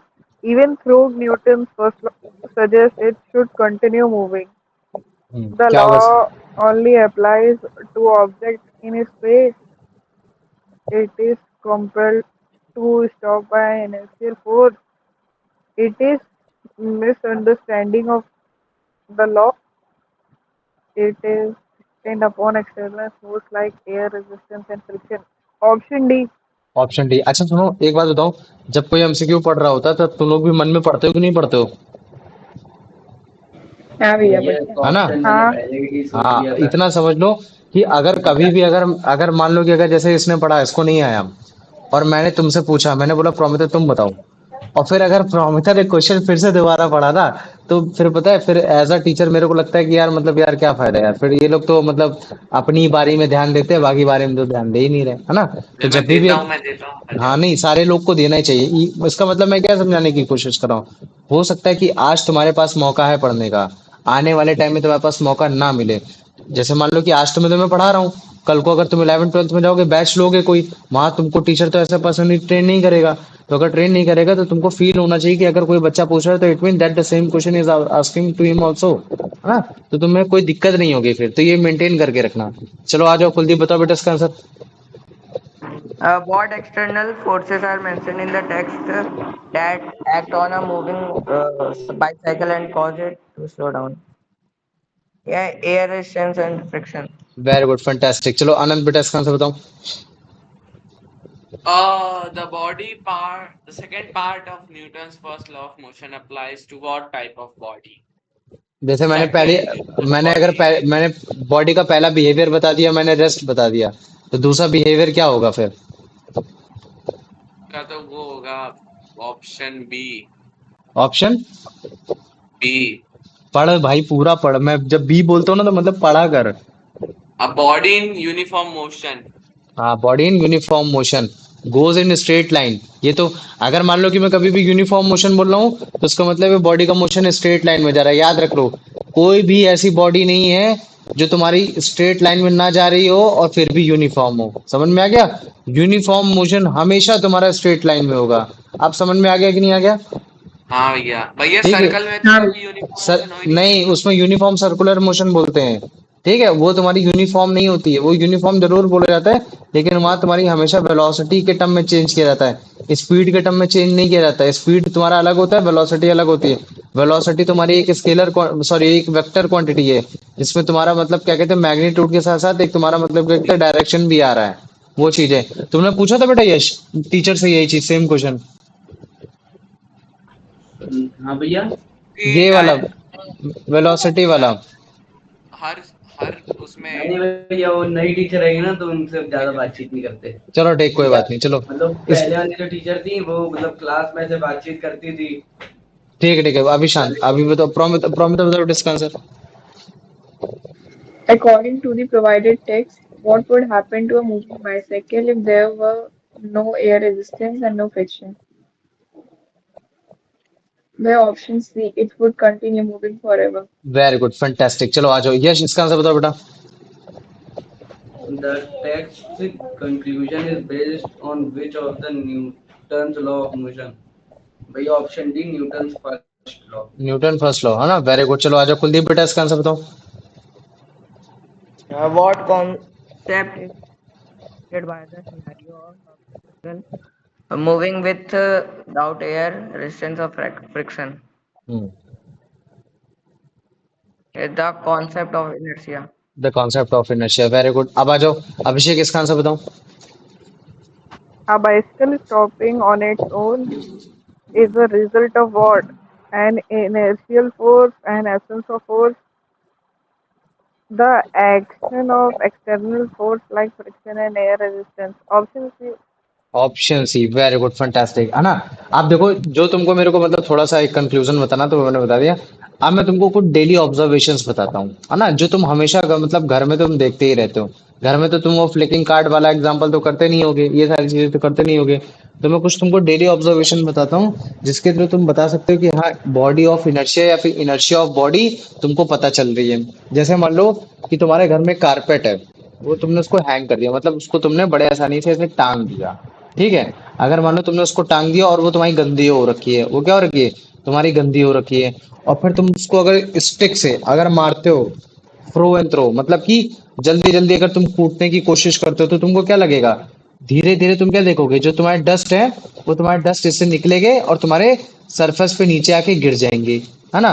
तो ये क्यों गिर जा रहे हैं, मतलब कि जब तुम जैसे फ्लिकिंग ऑफ कार्ड में तुमने हाथ से कार्ड को फ्लिक करने की कोशिश की, ठीक ऐसे ही जो तुम्हारा कारपेट है, कारपेट पे मतलब क्या कहते हैं, जब तुमने डंडे से मारा, डंडे से इसकी कुटाई की, तो डंडे की वजह से कारपेट पीछे गया, लेकिन जो उस पे धूल लगी थी, धूल पीछे नहीं जा पाई। तो जब धूल पीछे नहीं जा पाई तो धूल का भी तो एक मास है, तो मास होने की वजह से वो क्या करेगा, वो तुम्हारा जमीन में तुरंत नीचे गिर जाएगा। तो हम लोग कुछ इस तरीके से मतलब क्या कहते हैं, तुम्हारे कारपेट की मतलब सफाई करते हैं। तो इसका मतलब क्या है, यहाँ हमने दो चीज देखी, दोनों का इनर्शिया देख लिया, तुम्हारे मतलब क्या कहते हैं डस्ट का भी इनर्शिया देख लिया, और हमने तुम्हारा मतलब क्या कहते हैं कारपेट का भी इनर्शिया देख लिया। लेकिन जो हमने फोर्स लगाया वो तुम्हारा कारपेट पे लगा, ना कि तुम्हारे डस्ट पे लगा। तो जिसकी वजह से जो डस्ट का इनर्शिया रहा वो अपनी पोजीशन में रहने की वजह से वो नीचे आ गया, और जो तुम्हारा कारपेट का जो इनर्शिया रहा वो मतलब क्या कहते हैं जिसकी वजह से कारपेट आगे पीछे गया। तो मुझे बताओ इतना समझ में आ गया कि नहीं आ गया, हाँ भैया। आ गया ना। हाँ तो भैया। देखो अभी तुम लोग को दिखाते हैं, जैसे ये देखो, है ना। तो ये जो सऊदीज वगैरह में रहते हैं वहां ज्यादा धूल वगैरह उड़ती है, तो वहां इस तरीके की मशीनरी होती है जो तुरंत देखो, है ना, वो क्या करा, पीछे से कारपेट थ्रो एंड थ्रो जल्दी जल्दी जल्दी जल्दी जल्दी जल्दी मारने की कोशिश करा। तो उससे क्या होगा कि तुम्हारा मतलब क्या कहते हैं क्लीन हो जाएगा, तुम्हारी जितनी भी धूल है हट जाएगी। इवन जो तुम्हारा, अगर तुम ध्यान से देखो, ये जो तुम्हारी एक सीट है, तुम्हारी बस की सीट है, डार्क कलर की या फिर राउंड पैटर्न्स की, इन सारे पैटर्न्स की क्यों बनाई जाती है, इसी वजह से कि ताकि हमको थोड़ी सी कम गंदी लगे, क्या लगे, थोड़ी सी कम गंदी लगे, वरना इसमें काफी ज्यादा ऐसे धूल लगी रहती है। अगर तुम लोग कभी बस में ट्रेवल करना है ये सब करना, तो तुमको देख के पता चल जाएगा कि इस वाली बस में कितनी मतलब धूल है, कितनी सीट में धूल नहीं है। लेकिन उस सीट का ऐसा पैटर्न बना रखा है कि मतलब तुम पता ही नहीं लगा सकते उसमें डस्ट है कि नहीं। अगर आपको पता लगाना है तो फिर आप उस कारपेट को या फिर आप पर्टिकुलरली उस चीज को स्टिक से बीट करिए, जिसकी वजह से क्या होगा कि आप फोर्स जो लगेगा वो आपका कारपेट पे लगेगा, और जो आपकी डस्ट पार्टिकल होगी वो अपने पोजीशन में रहने की वजह से फिर वो अपनी ही जगह आने की कोशिश करेगी। समझ में आ गया कि नहीं आ गया, हाँ भैया। हाँ आ भैया। गया। अब देखो इसी चीज से रिलेटेड एक तुम्हारा दूसरा एग्जांपल है, ठीक है। जैसे मान लो कि तुमने अगर जैसे अभी कभी भी अगर जैसे मान लो कि कभी भी तुमने बड़े बड़े बाग देखे होंगे, है ना, कभी काफी काफी बड़े बड़े बाग देखे होंगे। जैसे मान लो कि आम का बाग है, या फिर जैसे आम का पेड़ तो बहुत बड़ा हो जाता है। जैसे मान लो कि तुम्हारा ऑरेंज ऑरेंज का जो पेड़ होता है इतना ज्यादा बड़ा नहीं होता है। या फिर जैसे मान लो मैंने बोल दिया लेमन लेमन का पेड़ इतना बड़ा नहीं होता है। लेकिन अगर तुम सोचो एक एक लेमन को अगर तुम पिक करने लगोगे तो कितना प्रॉब्लम क्रिएट होगी, है ना। तो क्या करते हैं, एक मशीन आती है, मशीन क्या करती है, वो मशीन इस पेड़ की जड़ों को ऐसे चारों तरफ से कवर कर लेती है, और फिर उधर साइड एक मोटर होती है, ठीक है, मोटर से उसको कनेक्ट कर देते हैं, और फिर इसी पेड़ के अराउंड हम लोग कारपेट ऐसे बिछा देते हैं, और फिर इस पेड़ को जल्दी जल्दी जल्दी जल्दी जल्दी जल्दी घुमाते हैं, जल्दी जल्दी हिलाते हैं। हिलाने की वजह से क्या होता है, एक विग्रसली जब हम लोग इसमें मतलब क्या कहते हैं, जब जल्दी जल्दी का मतलब कहता है विग्रसली, तो जब मैं जल्दी जल्दी इसको हिलाऊंगा, ये सारी चीजें करूंगा, तो फिर से क्या होगा, पेड़ अपनी पोजीशन पे हिल रहा है, लेकिन जो तुम्हारे उसमें ऑरेंज लगे लेमन लगे उन पे वो फोर्स आ नहीं पा रहा है। लेकिन ये तो उनका स्टेट मतलब उनका जो स्टेट ऑफ वो है, बॉडी है, वो रेस्ट पोजीशन में। तो रेस्ट पोजीशन में होने की वजह से वो अपने पोजीशन से फिर क्या हो जाते हैं, डिटैच हो जाते हैं, मतलब निकल जाते हैं। और जब वो निकल जाएंगे तो फिर उसके बाद ग्रेविटी बाबा तुम्हारे आएंगे, ग्रेविटी बोलेंगे कि चलो आ जाओ बेटा अब नीचे आ जाओ, तो वो तुरंत तुम्हारे आके कारपेट में गिर जाएंगे। तो तुम्हारा यहाँ भी तुमको मतलब क्या कहते हैं, इनर्शिया तुमको देखने को मिला, है ना। जैसे मान लो कि ये चीज है, तो पहले जैसे तुम इसको देखो, ठीक है, ये दूसरा दूसरा वाला जो अभी आया उसका एग्जांपल देखो। तो इसमें देखो एक गया ना, ब्रांच में गई, एक स्टिक गई, मतलब एक मशीन गई, और फिर उसने ऐसे देखो शेक किया, जल्दी जल्दी शेक किया, और नीचे कारपेट है, इस तरीके से हमने उसको निकाला, फिर बड़े आसानी से उसको कलेक्ट कर सकते हैं। तो हमें टाइम की कम वो लगेगी, टाइम की वैल्यू कम लगेगी। बस तुम्हारा पेड़ भी मजबूत होना चाहिए। अगर पेड़ मजबूत नहीं हुआ तो उसकी जड़ें भी खराब हो सकती है, जिसकी वजह से पेड़ भी तुम्हारा डेड हो सकता है। तो यही चीज है, अगर आपके पास कोई ट्री है, कोई वो चीज है ना, कोई भी फ्लेक्सिबल स्टेम्स अगर उसमें लगी हुई है, फ्लेक्सिबल होनी चाहिए, एकदम हार्ड नहीं होनी चाहिए। तो अगर आप उसको विग्रसली शेप करोगे तो उसके जो फ्रूट्स हैं, लीव्स हैं, वो नीचे आ जाएंगे। और वो क्यों आ जाएंगे, क्योंकि जब आप उनको vigorously to and fro slightly move कराने की कोशिश करते हो तो फ्रूट्स और जो लीव होते हैं वो अपनी पोजीशन में रहना पसंद करते हैं, लेकिन पेड़ तो हिलना चाहता है तो वो अपनी पोजीशन में रहेंगे तो डिटैच हो जाएंगे, तो जो डिटैच हो जाएंगे तो फिर फॉल डाउन, फिर वो नीचे आके गिरेंगे। तो मुझे बताओ इतना समझ में आ गया कि नहीं आ गया? हाँ भैया। आ गया। अच्छा, इनर्शिया का सबसे बेस्ट एग्जांपल जो लोग आज तक हमेशा देते आए हैं वो ये आता है कि जब तुम कभी भी कार या बस में मूव कर रहे होते हो उस समय, जैसे मान लो कि अगर मान लो कि तुम कार में मूव कर रहे हो, ठीक है, जैसे मान लो कि तुम्हारी ये कार है ना, ये कार है तुम्हारी लंबरगिनी, ठीक है। अब ये जो तुम्हारी कार है, इस कार में तुम पहले बैठे थे, कुछ हुआ नहीं था, लेकिन मैंने क्या किया, मैंने सडन स्टार्ट किया। जैसे मैं सडन स्टार्ट किया तो मुझे बताओ मेरी बॉडी क्या चाहती थी, मैं उसी जगह बैठा रहूं, उसी जगह बैठा रहूं कि उसी जगह आराम से बैठा रहूं, लेकिन जैसे मैंने सडन स्टार्ट किया मैं तुरंत पीछे गया। पीछे क्यों गया? क्योंकि मैं उसी पोजीशन में फिर से दोबारा जाना चाह रहा था, लेकिन कार कार क्या बोली थी, बेटा मेरे को आगे जाना है, मेरे को आगे जाना है, तुझे पीछे जाना है। तो हमको एक सडन जर्क दिखता है ना। तो सडन अगर मान लो कि अगर मैं एक्सेलरेट करूंगा तो सडन जर्क भी मिलेगा, और सडन जर्क बेसिकली क्यों आ रहा है, क्यों? क्योंकि वो हम चाह रहे हैं कि हम अपनी पोजीशन पे जहां पहले थे वहीं बने रहे, और कार चाह रहा है कि हम आगे बने रहे। ठीक ऐसे जैसे मान लो कि अब ये बॉडी मूव कर रही थी 50 किलोमीटर पर आवर की स्पीड से मूव कर रही थी, तो मतलब हमारी भी 50 किलोमीटर पर आवर की स्पीड है। और अगर मान लो कि इस बार मैंने सडन ब्रेक मारा, क्या माना, मैंने एकदम सडन ब्रेक मार दिया, तो मैं अभी भी मूव करना चाह रहा हूँ लेकिन कार मूव नहीं करना चाह रही है। तो उसके बाद क्या होगा, मैं तुरंत आगे की ओर बढ़ूंगा। क्या बढ़ूंगा? मैं आगे की ओर बढ़ूंगा। ये चीज हो गया। अब अगर जैसे मान लो कि ये कैसे रोड जा रही थी, कैसे जा रही थी, रोड ऐसे जा रही थी और फिर अचानक से ऐसे टर्न आता था, ठीक है। अब तुम स्पीड में ऐसे जा रहे थे, तुमको आंख लगी थी, एकदम नींद नींद में जा रहे थे, तुमने देखा भाई आगे तो रास्ता है ही नहीं, मोड़ो इधर। और जैसे तुमने इधर ऐसे मुड़ोगे तो तुम किधर साइड क्यों जाओगे, तुम आगे की तरफ जाओगे। मतलब कि इस बार तुम्हारा जो धक्का लगेगा, मतलब कि तुम एक तरीके से लेफ्ट की तरफ आगे बढ़ोगे। अब अगर जैसे मान लो कि मैंने बोल दिया कि अगर इस बार तुम ऐसे जा रहे थे और तुम नींद में थे और तुमने देखा भाई रास्ता तो आगे है ही नहीं, तुम इधर मुड़ गए, तो मुझे बताओ इस बार तुम आगे जा रहे हो, मतलब इधर तुम्हारी बॉडी आगे जाना चाह रही है लेकिन तुमको कार इधर ले जा रही है, तो तुम मुझे बताओ किधर साइड को तुम स्लाइटली मूव करोगे, तुम राइट साइड को मूव करोगे। तो बॉडी का मूवमेंट पढ़ लो। अगर मान लो कि बॉडी सडन एक्सेलरेट कर रही है तो तुम पीछे की ओर जाओगे, क्यों? क्योंकि तुम अपनी पुरानी वाली ही पोजीशन में जाना चाह रहे हो। और अगर बॉडी सडन ब्रेक मार रही है तो तुम आगे की ओर जाना चाहोगे, मतलब फॉरवर्ड जाना चाहोगे। फॉरवर्ड क्यों जाना चाहोगे? क्योंकि तुम आगे ही जा रहे थे स्पीड में। और अगर मान लो कि बॉडी एकदम स्ट्रेट लाइन में जा रही थी, तुम भी स्ट्रेट लाइन में जाना चाह रहे थे। और अगर मान लो कि बॉडी, अगर आपकी कार अगर टुवर्ड द लेफ्ट मूव कर रही है तो आप मतलब सॉरी टुवर्ड द राइट अगर मूव कर रही है तो आप टुवर्ड द लेफ्ट मूव करोगे। अगर मान लो कि आप स्ट्रेट जा रहे थे लेकिन बॉडी सडन सडन अगर मान लो कि अगर वो तुम्हारे मतलब क्या कहते हैं राइट लेफ्ट मूव कर ली तो तुम राइट की तरफ मूव करोगे। क्यों? क्योंकि तुम तो सामने ही जा रहे थे, ये चीज जा रहे थे। समझ में आ गया कि नहीं आ गया? बॉडी का मूवमेंट हमेशा याद रख लेना। अब मुझे बताओ इतना याद आया कि नहीं आया? आ गया? हाँ जी। आ गया। चलो आओ, अब देखो तुम लोग को इसको भी दिखा दे रहे हैं, ठीक है। ये देखो, ठीक, जैसे ये काफी मतलब क्या कहते हैं आजकल काफी ये मतलब चलता है ना, ये लोग करते हैं ना। जैसे ये देखो, जब गाड़ी एकदम सडन ली तो एकदम पीछे हो गया, और गाड़ी ने जैसे ही सडन ब्रेक मारा ये बंदा तुरंत आगे आया। फिर से तुम लोग देखने की कोशिश करो, गाड़ी ने तुरंत सडन एकदम एक्सेलरेट लिया, तुरंत ये तुरंत पीछे आ गया, है ना। तुरंत क्यों? क्योंकि अपने पहली पोजीशन में जाना चाह रहा था। चलो चलो, अब तो जैसे गाड़ी स्पीड में आगे आगे आ गई, अब वो गाड़ी की स्पीड में आ गया, लेकिन तुमने जैसे ही सडन ब्रेक मारा वो वैसे फिर से तुरंत आ गया। क्यों? क्योंकि अब वो आगे आने जा रहा था। तो इनर्शिया डिफाइन हो रहा है, मतलब बॉडी का पहला इनर्शिया था अपने रेस्ट पोजीशन में, लेकिन रेस्ट पोजीशन की होने की वजह से आपने तुरंत सडनली ब्रेक मतलब क्या कहते हैं सडनली मतलब क्या कहते हैं वो किया, स्टार्ट किया। और जब सडनली स्टार्ट किया तो आप पीछे मुड़ गए, तब आपका बॉडी का मतलब क्या कहते हैं बिहेवियर अलग था। और वो क्यों हुआ? क्योंकि जो आपका पैसेंजर का जो मतलब इनर्शिया था वो अपनी पोजीशन में रहना चाह रहा था, पोजीशन में रहने की वजह से कार अचानक से मूव की तो पीछे आ गया। अब जैसे मान लो कि कार है, रन कर रही है, एकदम रन कर रही है, तो तुम्हारा भी जो स्टेट ऑफ जो तुम्हारा मोशन है क्या है, यूनिफॉर्मली रन कर रही है। लेकिन मैंने ब्रेक मार दिया, सडन ब्रेक मार दिया, तो सडन ब्रेक मारने की वजह से क्या अभी भी आप मूव करना चाह रहे हो, लेकिन अगर मूव करना चाह रहे हो तो आप आगे ही मूव करोगे ना, कार थोड़ी ना मूव कर रही है। तो फिर क्या होगा, फिर आप तुरंत आगे की ओर बढ़ोगे, मतलब कि आप सामने की तरफ जाओगे, आप कम फॉरवर्ड जाओगे, ऐसे चीज होगा। अब अगर मान लो कि आप अगर कहीं शार्पली अगर कॉर्नर पे जाके टर्न लेते हो तो टर्न जब भी लोगे तो आप साइडवे की तरफ फॉल करोगे। अब वो साइडवे आपको देखना है कि आप राइट की तरफ हो रहे हो या लेफ्ट की तरफ हो रहे हो, ये चीज है। और वो ऐसा क्यों हो रहा है? क्योंकि आपकी बॉडी की टेंडेंसी थी, आपकी बॉडी की एनर्शिया ये थी कि मेरे को स्ट्रेट ही जाना है। तो मुझे बताओ इतना समझ में आ गया कि नहीं आ गया?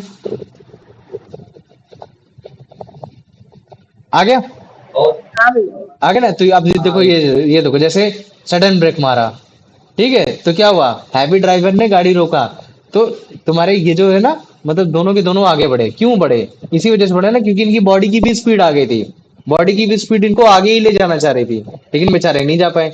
अभी तुम्हारा रोलर कोस्टर राइड में भी वही चीज, एकदम सडन से अगर अचानक से गिरोगे तो क्या है, बॉडी उसी पोजीशन में जाना चाह रही है, इसी वजह से तुम्हारे हाथ हाथ में तो यहाँ फ्रिक्शन लग रहा है बेसिकली, अदरवाइज तुम पीछे ही गए, स्टार्टिंग में पीछे ही गए होगे, ये चीज हो गया। तो मुझे बताओ इतना समझ में आ गया कि नहीं आ गया? हाँ हाँ भैया। भैया। आ गया ना? तो अच्छा देखो, इसी कंसेप्ट के बेस में जब तुम कभी भी सडन ब्रेक मारते हो, है ना, सडन ब्रेक मारते हो, या फिर मान लो कि तुम सडन मतलब क्या कहते हैं, एक्सेलरेट करते हो, है ना, ये सारी चीजें करते हो, या फिर मान लो कि तुम साइडवे में अगर कभी भी तुम सडनली अगर तुम अपना लेन अगर तुम चेंज करने की कोशिश करते हो, तो इस चीज को ओवरकम करने के लिए, ताकि आपको सेफ्टी मिले, ठीक है, आपको सेफ्टी मिले, इस चीज को ओवरकम करने के लिए बड़े ही आसानी से आपके गाड़ी में सीट बेल्ट भी दी जाती है।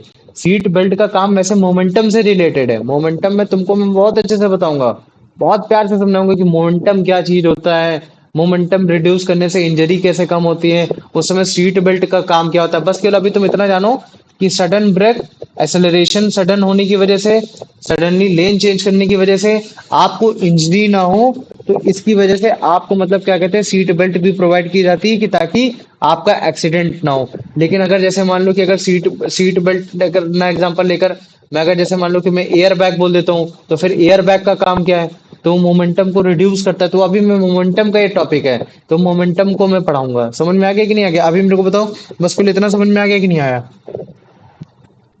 आ गया। हाँ हाँ भैया। आ भैया। गया। अच्छा देखो, अब जैसे ये देखो, अगर तुम ध्यान से देखो तो सीट बेल्ट है ना, अब इसमें सीट बेल्ट का ऑप्शन किसी ने नहीं लगाया, लेकिन मैं बोलता हूँ कि चलो नहीं लगाया तो फिर दोनों का पर्टिकुलरली एक्सीडेंट तुमको देखने को मिला, लेकिन मैं बोलता हूँ कि ये बॉडी ए है, ये बॉडी बी है, तो मुझे बताओ किस बॉडी को कम चोट लगी होगी एज कम्पेयर टू दम? लगी तो दोनों को होगी। बी को। Body A B. को। बॉडी ए को सबसे कम चोट किसको लगी होगी? बॉडी ए को। ए को। अबे ये मत सोचो कि वो जाके बी ऐसे को। नहीं, बी को लगी होगी, क्योंकि यहाँ एयर बैग है। अच्छा जैसे मैं बोल देता हूँ कि सबसे बेस्ट इंजरी जो होती है तुम्हारी हेड इंजरी होती है, मतलब हेड में अगर मतलब तुम्हारे चोट लगेगी तुम तुरंत मर जाओगे। तो मुझे तो अब इस कंडीशन में अगर मैं बोलता हूँ बॉडी ए और बॉडी बी, किसको कम चोट लगेगी? बी को। बी। बी को लगेगी। क्यों? क्योंकि यहाँ एयर बैग है, एयर बैग की वजह से क्या हुआ, उसकी मतलब स्टेट ऑफ पोजीशन धीरे धीरे चेंज हुई, और जब धीरे धीरे चेंज हुई तो उसको इतनी ज्यादा चोट नहीं लगेगी। लेकिन जो तुम्हारा ए वाला है, ये तो धड़ाम से जाके आगे आगे जाके भिड़ा, तो जिसकी वजह से सर में इसके ज्यादा चोट लगेगी। ठीक है, तो ये मोमेंटम का टॉपिक है, मोमेंटम में अच्छे से बताऊंगा। और अभी अगर जैसे रुको, ठीक है, अभी अगर जैसे तुम इसको देखो, फिर से देखो, अभी सीट बेल्ट वाले को, तो ऊपर वाला विद सीट बेल्ट है, तो उसको थोड़ी सी कम चोट लगी। लेकिन अगर तुम ये लास्ट वाले बंदे को देखो, अगर मान लो मैं इसको ए बोलता हूँ, इसको बी बोलता हूँ और इसको सी बोलता हूँ, तो देखना सी वाला बंदा कहाँ आगे जाके बढ़ा। सीट बेल्ट वालों को कुछ फायदा हुआ कि नहीं हुआ? पहले अभी केवल ऊपर वाले को देखना, ठीक है, अभी ऊपर वाली इमेज केवल देखना, हो जा मेरे भाई, ठीक है। अब जैसे केवल ऊपर वाली इमेज को देखो केवल, ठीक है, ए बी, ठीक, तो देखो ए और बी बचे, सी गए, है ना, एकदम सी वाला गया। क्यों? क्योंकि सीट बेल्ट इसके पास नहीं थी, तो लॉ ऑफ इनर्शिया की वजह से बेचारे आगे की ओर भागा। ठीक है, ये चीज है। अब अगर जैसे मान लो कि मैं नीचे वाली पोजीशन लेता हूँ, नीचे वाली पोजीशन में मैंने मतलब क्या कहते हैं, आगे वाले के पास तो एयर बैग मिल गया, तो चलो सस्टेन कर गया इंजरी। लेकिन अब जैसे मान लो कि मैंने ए और बी और सी में, मुझे तो किसके पास सीट बेल्ट नहीं है बताओ? सी। सी वाले के पास नहीं बी के है, बाद। बी सॉरी बी वाले के पास नहीं है। बी वाले के पास क्यों नहीं है? सीट बेल्ट न होने की वजह से क्या हुआ, लॉ ऑफ इनर्शिया लगा, उसी स्पीड में है महाराज, और जब उसी स्पीड में है तो लो भाई उसी स्पीड के साथ आगे भी बढ़ो, है ना, सडन फॉरवर्ड भी जाओ। ये चीज है। तो मुझे बताओ इतना समझ में आ गया कि नहीं आ गया? हाँ भैया। हाँ आ गया ना? तो अच्छा इसका मतलब क्या चीज है कि अगर अगर आपकी बॉडी फास्ट फॉरवर्ड है, मतलब fast forward in the sense मतलब कि अगर बहुत ज्यादा मूव कर रही है, बहुत जल्दी जल्दी मूव कर रही है, भाग रही है, स्पीड में भाग रही है, तो इसका मतलब आपकी भी स्पीड उतनी ही होगी। होगी कि नहीं होगी बताओ मुझे? होगी ना? तो जब हाँ भैया। इतना इतना समझ में आ गया कि नहीं? जैसे मान लो कि तुम कार के अंदर बैठे हो, कार अगर 50 किलोमीटर पर आवर की स्पीड से चल रही है, तो इसका मतलब है तुम भी 50 किलोमीटर पर आवर की स्पीड से चल रहे हो। अगर बस अगर 100 किलोमीटर पर आवर की स्पीड से चल रही है, तो तुम भी 100 किलोमीटर पर आवर की स्पीड से चल रहे हो। और अगर जैसे मान लो कि मैंने बोल दिया कि ट्रेन अगर 120 किलोमीटर पर आवर की स्पीड से चली है, तो तुम भी 120 किलोमीटर पर आवर की स्पीड से चल रहे हो। तो मुझे बताओ इतना समझ में आ गया कि नहीं आ गया पहले? हाँ भैया। और अगर मान लो कि कल को अगर तुम्हारी ब्रेक फेल हो जाती है, फिर वो चीज हो जाती है, तो फिर तुम गाड़ी से उतरोगे उतरोगे उतरोगे कि नहीं उतरोगे, बताओ मुझे, हाँ है ना। तो जब भी तुम गाड़ी से उतरते हो तो तुम एट अ सडन जाके जंप नहीं करते हो। अगर आपने ऐसा सडन जंप किया, मतलब जाके तुम ऐसे सडन जंप कर गए, मतलब गाड़ी से उतर के तुरंत जंप कर गए, तो फिर क्या होगा, आप उतनी स्पीड में आगे बढ़ नहीं पाओगे और सडन ब्रेक लगेगा, फ्रिक्शन लगेगा, और आप या तो धड़ाम से गिरोगे या तो आप रगड़ते हुए जाओगे। समझ में आ गया कि नहीं आ गया। कभी हाँ भी ये अगर काफी स्पीड में अगर गाड़ी चल रही है और आपको उतरना है, तो आप अपने मूवमेंट ऑफ द बॉडी को ऐसा रखो कि अगर मैं मतलब क्या कहते हैं मैं उससे उतरूंगा, तो मैं उतनी स्पीड में मतलब क्या कहते हैं रन करने की कोशिश करूंगा, ताकि मैं धीरे धीरे स्पीड को अपने कम करवाऊं और मेरे को इंजरी कम हो। तो मुझे बताओ इतना समझ में आ गया कि नहीं आ गया। हाँ भैया। आया। अभी देखो मैं तुमको दिखाता हूँ, एक्सीडेंट दिखाता हूँ, ठीक है। ये देखो, जैसे मान लो कि ये ट्रेन है, ये ट्रेन आ रही है, ट्रेन की कुछ स्पीड होगी, 15 किलोमीटर पर आवर की स्पीड होगी या 10 किलोमीटर पर आवर की स्पीड होगी। तो इसका मतलब है जो इसके अंदर बंदा बैठा होना चाहिए वो 15 किलोमीटर पर आवर की स्पीड से उतरे तो ज्यादा सही है।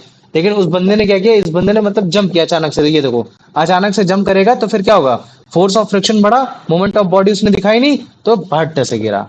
गिरा कि नहीं गिरा, एकदम कायदे से गिरा। और उसके पीछे का कारण क्या है, यही कारण है कि जब भी आप किसी भी बॉडी के मोशन में रहते हो तो आपकी भी मोशन वही होती है। तो ये देखो, क्यों जब हमने उसको ऊपर फेंके, जैसे मान लो इस केस में तुम्हारी हवा नहीं चल रही थी, अगर हवा चल रही होती, फ्रिक्शन लग रहा होता, तो बॉल तुम्हारी पीछे ही गिर जाती।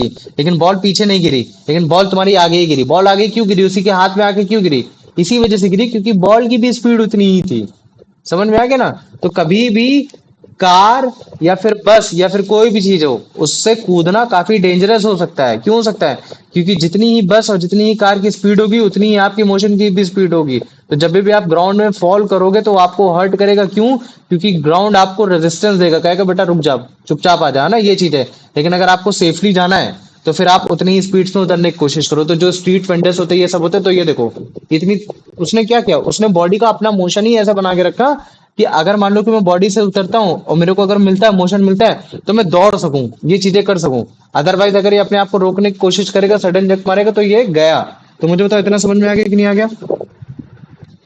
हाँ भैया। आ गया। हाँ तो भैया। न्यूटन के फर्स्ट लॉ के अकॉर्डिंग बॉडी का बिहेवियर क्या है ना। बॉडी का बिहेवियर हमने जान लिया कि मतलब वो रेस्ट में रहेगा तो क्या फंडामेंटल है, अगर वो मोशन में रहेगा तो क्या फंडामेंटल है।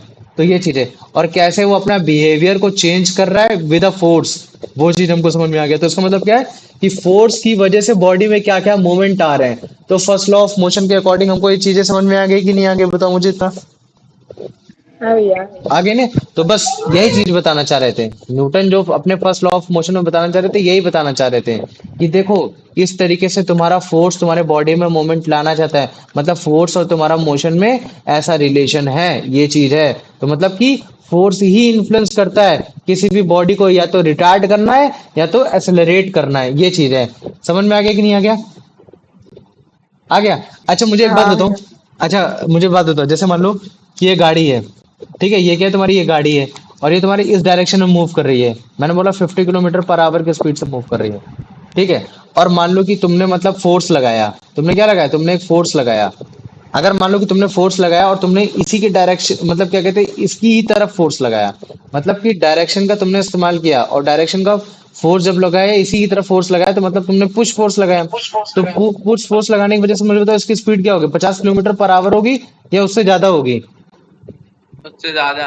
उससे ज्यादा। ज्यादा हो जाएगी, मान लो कि 52 किलोमीटर पर आवर होगी। चलो वेरी गुड। अब देखो तुम्हारी दो टाइप की फिजिकल क्वांटिटीज होती हैं। कितने टाइप की क्वांटिटीज होती है, दो टाइप की फिजिकल क्वांटिटी होती है, या तो तुम्हारी स्केलर होगी या तो तुम्हारी वेक्टर होगी। तो वेक्टर क्वांटिटी वो क्वांटिटी होती है जिसमें तुम्हारा मैग्नीट्यूड भी पाया जाता है और उसके साथ साथ तुम्हारा डायरेक्शन भी पाया जाता है। तो अभी मान लो कि अगर मैं फोर्स की बात करता हूँ, तो फोर्स में बताओ मुझे मैग्नीट्यूड मिला कि नहीं मिला, दो किलोमीटर पर दो न्यूटन का फोर्स मिला कि नहीं मिला। 2 न्यूटन के फोर्स की वजह से ही तो उसकी स्पीड 52 किलोमीटर पर आवर हुई। मिला मैग्नीट्यूड, मतलब ओके, ओके है कि नहीं, बताओ मुझे। हाँ। ठीक है, अब मुझे बताओ क्या इसमें कहीं भी फोर्स में डायरेक्शन का रोल आ रहा है। नहीं। हाँ भैया। हाँ नहीं गधे, डायरेक्शन का रोल आ रहा है ना। नहीं आ अगर रहा है। क्यों नहीं आएगा, क्या फोर्स में डायरेक्शन का रोल नहीं आ रहा है। जब तू किसी बॉडी, अगर तेरी बॉडी इधर मूव कर रही है और जब तू डायरेक्शन फोर्स अब जब तू उसकी तरफ लगा रहा है, तभी तो तेरी बॉडी की मूवमेंट जो हुई 52 किलोमीटर पर आवर हुई। तो इसका मतलब है कि तुम कभी भी फोर्स लगाओगे तो उसमें दो चीज तो पक्की होंगी कि तुमने कितना फोर्स लगाया और तुमने किस डायरेक्शन में फोर्स लगाया। ये दो चीज हमेशा रहेगी। इतना समझ में आ गया कि नहीं आ गया बताओ मुझे। भैया आ गया। हाँ और भैया आ गया। अगर ये दोनों चीज अगर मतलब फोर्स में तुम्हारा कितना कितना फोर्स लगाया और किस डायरेक्शन में लगाया, अगर ये दोनों चीज है तो फिर मैं इसको कौन सी क्वांटिटी बोलूंगा, वेक्टर क्वांटिटी बोलूंगा या स्केलर क्वांटिटी बोलूंगा। वेक्टर। वेक्टर क्वांटिटी बोलूंगा। ठीक है, तो इस चीज को समझ जाना। तो जो तुम्हारा फोर्स है, फोर्स बेसिकली तुम्हारा एक तरीके का वेक्टर क्वांटिटी है। क्या है, तुम्हारी एक वेक्टर क्वांटिटी जिसमें मैग्नीट्यूड भी है कि कितना फोर्स लगाया और किस डायरेक्शन में लगाया, तो ये दोनों की वजह से तुम्हारा वेक्टर क्वांटिटी है। अब मुझे बताओ इतना समझ में आ गया कि नहीं आ गया। हाँ भैया। आ गया। हाँ चलो भैया ठीक है, प्रोमिता जल्दी से आंसर बताओ।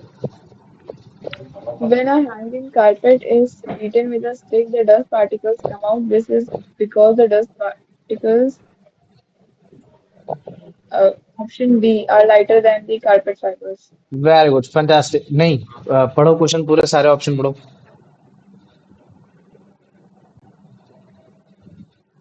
The option D, tend to remain at hmm, rest remain due at to rest. their inertia. यहाँ लाइटर की बात ही नहीं हो रही है कि लाइटर की वो अपने रेस्ट पोजीशन पे थे जिसकी वजह से बीट करने की वजह से वो सब बाहर निकले, और अगर उनमें थोड़ा सा वेट होगा तो वो नीचे गिर जाएंगे। ये चीज है। आ जाओ। अब अनंत इसका आंसर बताओ बेटा। The text describes how a shaking a flexible stemmed tree causes its fruits and leaf to fall. This is an example of the inertia of the fruits and leaf causing them to resist a change of their state of rest. Fantastic. चलो आ जाओ अभिषेक, इसका answer बताओ बेटा। In both the carpet and tree example, the similar less mass bearing object, dust, fruit and leaves, that's because they more affected by gravity, have less friction, have high inertia and remain stationary, while the large body moves have low inertia and remain stationary hmm, while they move. बताओ। Option A. यश तुम बताओ इसका answer. नहीं है। कुलदीप तुम बताओ इसका answer.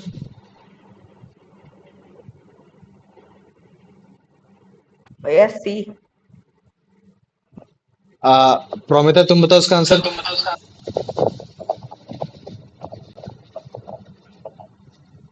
Where C? अनंत तुम बताओ इसका आंसर।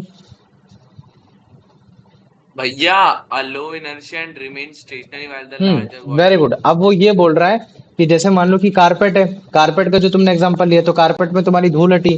तुमने ट्री का एग्जांपल लिया तो तुम्हारा उसमें मतलब क्या कहते हैं वो चीजें हटी। तो जो तुम्हारे स्मॉलर ऑब्जेक्ट है ना, जो तुम्हारे जिनमें थोड़ा लेस मास है, वो ऑब्जेक्ट मतलब क्या कहते हैं डिटैच हो रहे हैं। क्यों डिटैच हो रहे हैं, क्योंकि वो तुम्हारे उनमें लो इनर्शिया है। मतलब कि इनर्शिया तो है ना, मतलब क्या कहते हैं इनर्शिया। तो अब जैसे मान लो कि जैसे मान लो कि कारपेट में धूल नहीं है, लेकिन कारपेट तो तुम्हारे धागे से ही बनी हुई ना। जैसे मान लो धागे से ही बनी है, और अगर मैं उसको मारता हूँ तो धागा भी हट जाना चाहिए, लेकिन धागा तो नहीं हटा। क्यों नहीं हटा, क्योंकि उसके साथ अटैच्ड है, वो अपनी पोजीशन में होल्ड करके रखा है, मूव नहीं करना चाह रहा है क्योंकि उसका मास ज्यादा हो रखा है। लेकिन जो तुम्हारे स्मॉलर ऑब्जेक्ट्स है, ये सारे ऑब्जेक्ट्स है, उनका इनर्शिया कम है। तो यहाँ जो तुम्हारा जो सी ऑप्शन तुम देख रहे हो ना, having large high inertia, high inertia नहीं है, हाई इनर्शिया मतलब ज्यादा वेट होना। तो जो तुम्हारा फ्रूट्स है या फिर जो तुम्हारा मतलब क्या कहते हैं जो तुम्हारे ट्री में जो तुम्हारा डस्ट है, उनका इनर्शिया कम है। तो जिसकी वजह से मतलब क्या कहते हैं जब भी आप बीट कर रहे हो, तो बीट करने की वजह से लार्जर बॉडी जल्दी मतलब क्या कहते हैं लार्जर बॉडी के कंपैरिजन में ये तुम्हारा मूव कर रहे हैं, पीछे मूव मतलब क्या कहते हैं बाहर हट रहे हैं, बाहर हटने की वजह से तुरंत नीचे गिर रहे हैं। समझ में आ रहा है कि नहीं आ रहा बताओ मुझे। इस हिसाब से अगर देखा जाए तो इसका बी भी आंसर हो सकता है कि तुम्हारे कारपेट फाइबर के कंपैरिजन में ये तुम्हारा लाइटर है। तो ये भी आंसर हो सकता है जो तुम्हारे प्रोमिता ने देने की कोशिश की भी। मुझे तो इतना समझ में आ गया कि नहीं आया। हाँ भैया। आ गया। चलो ठीक है, अब इसका आंसर बताओ Promita. When a car starts suddenly, why do passengers fall backward? Via option C. Their और inertia causes them to remain in this state of very good, rest. Fantastic है ना, वो अपनी उसी पोजीशन में रहना चाहता था तो वो क्यों मूव करेगा, गाड़ी स्टार्ट कर दिया भाई, ले भाई मैं उधर ही जा रहा, मतलब मैं पीछे ही जा रहा, ये चीज हो गया। अभिषेक इसका आंसर बताओ।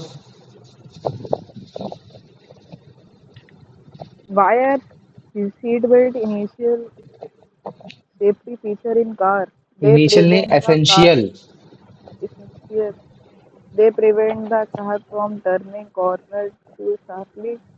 They protect passenger from force of gravity. They hold passenger back, preventing them from being were due to their car stop suddenly. Option C. Very good, चलो आ जाओ। अब कुलदीप इसका आंसर बताओ बेटा। When a car or bus turns a corner sharply, why do passengers tend to fall sideways? Their inertia causes them to continue moving in a straight line.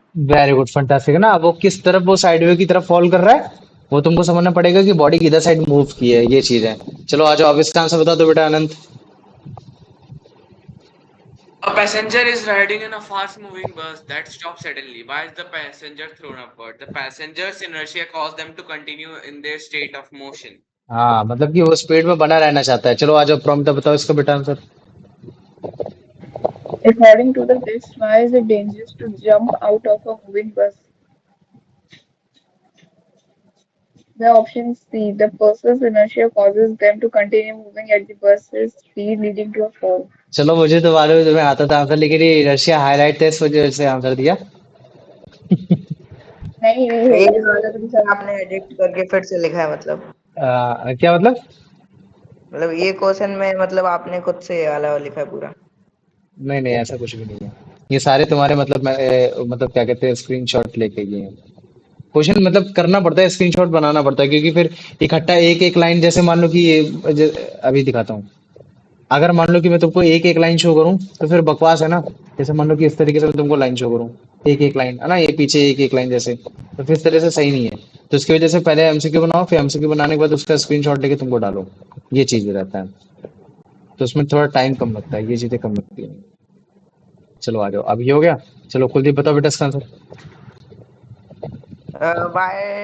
What does Newton's first law of motion provide a definition of force? Force की, तो Newton first law of motion किसकी definition बताना चाह रहा है? एक तरीके से फोर्स की बताना चाह रहा है। फोर्स की बताना चाह रहा मास है? नहीं, फोर्स की बताना चाह रहा, मास की थोड़ी नहीं बताना चाह रहा। मास तो उसका एक पार्ट है जो इनर्शिया को बता रहा है कि इनर्शिया किसका ज्यादा होगा किसका कम होगा। लेकिन इनर्शिया को अगर आपको उसके मतलब इनर्शिया को चेंज कराना है तो आपको फोर्स लगाना पड़ेगा, है ना, चाहे वो पुश हो चाहे पुल हो चाहे ये चीज हो। अनंत इसका आंसर बताओ बेटा। A force is an influence that can produce which of the following in a body? Both acceleration and retardation. Very good, चलो आ जाओ, अब इसका आंसर बता दो प्रोमिता बेटा, या अभिषेक, कोई भी बता दे जो पहले बोले। Based on the text, what is the key characteristic of a force?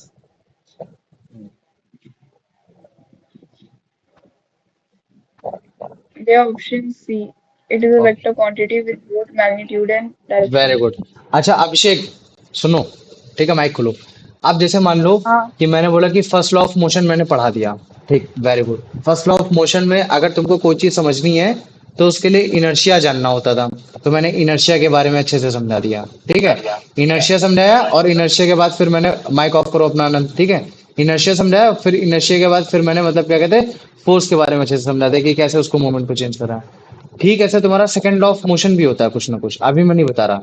लेकिन मुझे तो, जब तुमने स्कूल में पढ़ लिया तो मुझे ये बताओ, अगर मान लो कि मुझे सेकंड लॉ ऑफ मोशन जानना है तो उससे पहले मुझे क्या चीज जानना ज्यादा इंपॉर्टेंट है? जैसे इसमें इनर्शिया जानना इंपॉर्टेंट था Momentum. क्या? तुम, मैंने बोला ना अभिषेक बोलेगा, तुम शांत रहो, बोलो। मोमेंटम। मोमेंटम, है ना। तो अब हमारा कल का टारगेट ये है कि तुम मोमेंटम को अच्छे से पढ़ो, और विश्वास मानो अब चैप्टर की असली में शुरुआत हो रही है। क्यों? क्योंकि न्यूमेरिकल्स यहीं से स्टार्ट होंगे बनना, समझ रहे हो। और अगर तुमने मोमेंटम को अच्छे से समझ लिया तो सेकंड लॉ ऑफ मोशन अच्छे से समझ लोगे, तुम्हारा थर्ड लॉ ऑफ मोशन अच्छे से समझ लोगे। फिर उससे रिलेटेड जितने एग्जांपल्स है तुम्हारे, वो चाहे बुलेट का एग्जांपल हो, चाहे वो थ्रस्ट का हो, चाहे प्रेशर का हो, और इवन जो तुम ग्रेविटेशन भी पढ़ोगे तो ग्रेविटेशन में भी काम आने वाला है। तो इसका मतलब क्या है कि कल से थोड़ा सा और ज्यादा सीरियस, वैसे तो मेरे बच्चे तुम सारे अच्छे हो, लेकिन फिर भी मतलब थोड़ा सा ध्यान देना। अभी कोई जाएगा नहीं, अभी मैं क्वेश्चन लिख रहा हूँ और मुझे बताना कि भैया मैं और कौन सा क्वेश्चन लिख सकता था, ठीक है। जैसे मान लो कि मैंने पहला क्वेश्चन लिख दिया, व्हाट इज भैया इनर्शिया। हाँ बोलो बेटा। भैया 4:30 हो गए। अच्छा ठीक है, जा सकती हो बेटा तुम, ठीक है। जिनका टाइम है अभी वो रुकेंगे, ठीक है। व्हाट इज इनर्शिया, ठीक है, what is inertia, what are there types, what are there types and give its example. मुझे बताओ ये क्वेश्चन कितने मार्क्स का सही रहेगा? भैया 5। क्या दो भैया, जब आप पूरा खुद ही लिख रहे हो। एक्सप्लेन। ठीक है, एक्सप्लेन भी यार करना है ना। इनर्शिया के बारे में बताना है, इनर्शिया के टाइप्स बताना है कि कौन सा इनर्शिया कम होगा, कौन सा इनर्शिया ज्यादा होगा, और वो आपको एग्जांपल के थ्रू बताना है। बस काम खत्म, समझ में आ गया? हाँ सीधा सीधा सिंपल है बताना। Inertia is a behaviour of body which keep in rest in the position, either it will be a rest position, either it will be a uniformly motion in the body. It might be possible that the somebody have a large inertia, somebody have a low inertia because of their weight, because inertia is considered in the terms of mass. So let us consider the two body having a mass of 10 kg and another body having a mass of 20 kg. The 20 kg have more inertia because बस सीधी बात है, बस simple हो गया। इसमें तुमको ये बताना नहीं है कि कौन चेंज हो रहा है कि कौन चेंज नहीं हो रहा। फिर उसके बाद ये है डिफाइन, शांत रहो, फर्स्ट लॉ ऑफ मोशन, ये चीज है। ठीक है, ये क्वेश्चन हो गया तुम्हारा 5 मार्क्स का। ठीक है, अब आ जाओ question number 3, what direction you move भैया if, why force is considered a vector quantity ये भी। हाँ ये भी बता दूंगा। ठीक है, what direction you move if car suddenly brakes, accelerate, move sideway, give reasons also. चलो वेरी गुड, ये तुम्हारा हो गया। मान लो कि ये तुम्हारा 4 मार्क्स का हो गया। ठीक है, एक क्वेश्चन तो बता ही दिया कुलदीप ने, है ना। Why force consider as vector quantity. ये नहीं बोलोगे कि भैया मतलब क्या कहते हैं इस वजह से क्योंकि इसमें मैग्नीट्यूड और वो चारों चीजें पाई जाती है। अच्छे से एक्सप्लेन भैया करोगे, क्योंकि समझ में? डायरेक्शन का रूल होता है हाँ, उसमें। एक्सप्लेन विद इनर्शिया, है ना। Explain with, explain with first law of example. Motion, है ना, फर्स्ट लॉ ऑफ मोशन। ठीक है, फर्स्ट लॉ ऑफ मोशन के अकॉर्डिंग मेरे को समझाने की कोशिश करो कि तुम्हारा जो फोर्स है वो तुम्हारा एज अ वेक्टर क्वांटिटी है। चलो ठीक है, ये चीज है। हाँ, अब आ जाओ एक और कोई क्वेश्चन। क्वेश्चन ये है, Why what, passenger fall backwards when अरे वो car तो गया suddenly फॉल बैकवर्ड, या फिर वो है ना, what direction you move if car suddenly brakes, accelerate, move sideway. ध्यान नहीं दे रहा है क्या क्वेश्चन में? भैया वो ठीक है, तो 4 मार्क्स है ना। हाँ तो क्या हो गया, what are the examples where you have seen the concept of inertia. ठीक है, अब मुझे बताओ इन 5 क्वेश्चन में किसी को कोई डाउट है? नहीं भैया। समझा दे रहा। पहला क्वेश्चन मैंने तो तुमको पूरा आंसर ही बता दिया। दूसरे क्वेश्चन में आपको फर्स्ट लॉ ऑफ मोशन बताना है। ठीक है, और उसका मतलब क्या कहते हैं उसका एग्जांपल भी बता देना। ठीक है, गिव एग्जांपल ऑल्सो, है ना। लेकिन उतने ज्यादा एग्जांपल नहीं बताना, बस केवल फर्स्ट लॉ ऑफ मोशन के अकॉर्डिंग एक एग्जांपल बता देना। Give example at least one. ठीक है, at least one. Make diagram also, diagram भी बना देना, है ना, ताकि अच्छा लगे। ये चीज हो गया। अब तीसरा क्वेश्चन ये है, इसमें आपको बताना है कि आप किस डायरेक्शन में मूव करोगे अगर कार सडनली ब्रेक करती है, एक्सेलरेट करती है, या कोई भी साइड वे की तरफ मूव करती है। रीजन भी बताना है। वो चीजें हो गई। डायग्राम भी बना देना। ठीक है, डायग्राम बनाओगे तो 5 मार्क्स का हो गया। Make diagram. ठीक है, ये चीज है। डायग्राम भी बनाओ। ठीक है, तीसरा चौथा क्वेश्चन ये है कि बताना है कि फोर्स तुम्हारा वेक्टर क्वांटिटी क्यों बोला जाता है, और वो भी तुमको फर्स्ट लॉ ऑफ मोशन के अकॉर्डिंग समझाना है ना। जैसे बॉडी को तुमने रोक दिया तो तुमने किसी डायरेक्शन में रोका, और तुमने किसी फोर्स की कोई फोर्स लगा, कितनी पावर लगाई होगी, तो उसके अकॉर्डिंगली समझा देना। और 5वें क्वेश्चन में बस केवल सिंपल सिंपल एग्जाम्पल दे देना, 3 4 5, बस हो गया। समझ में आ गया कि नहीं आ गया? ये इतना आया कि नहीं आया, पहले मेरे को इतना बताओ। हाँ भैया। भैया। पक्का? हाँ भैया। रुको जरा, इसको ले ले स्क्रीनशॉट। चलो इसको भेजते हैं ग्रुप में। टाइम नहीं मिला तो कोई बात नहीं, ठीक है, लेकिन सैटरडे संडे जो जो तुम्हारी जो हॉलीडे रहती है ना उसमें काम करने की कोशिश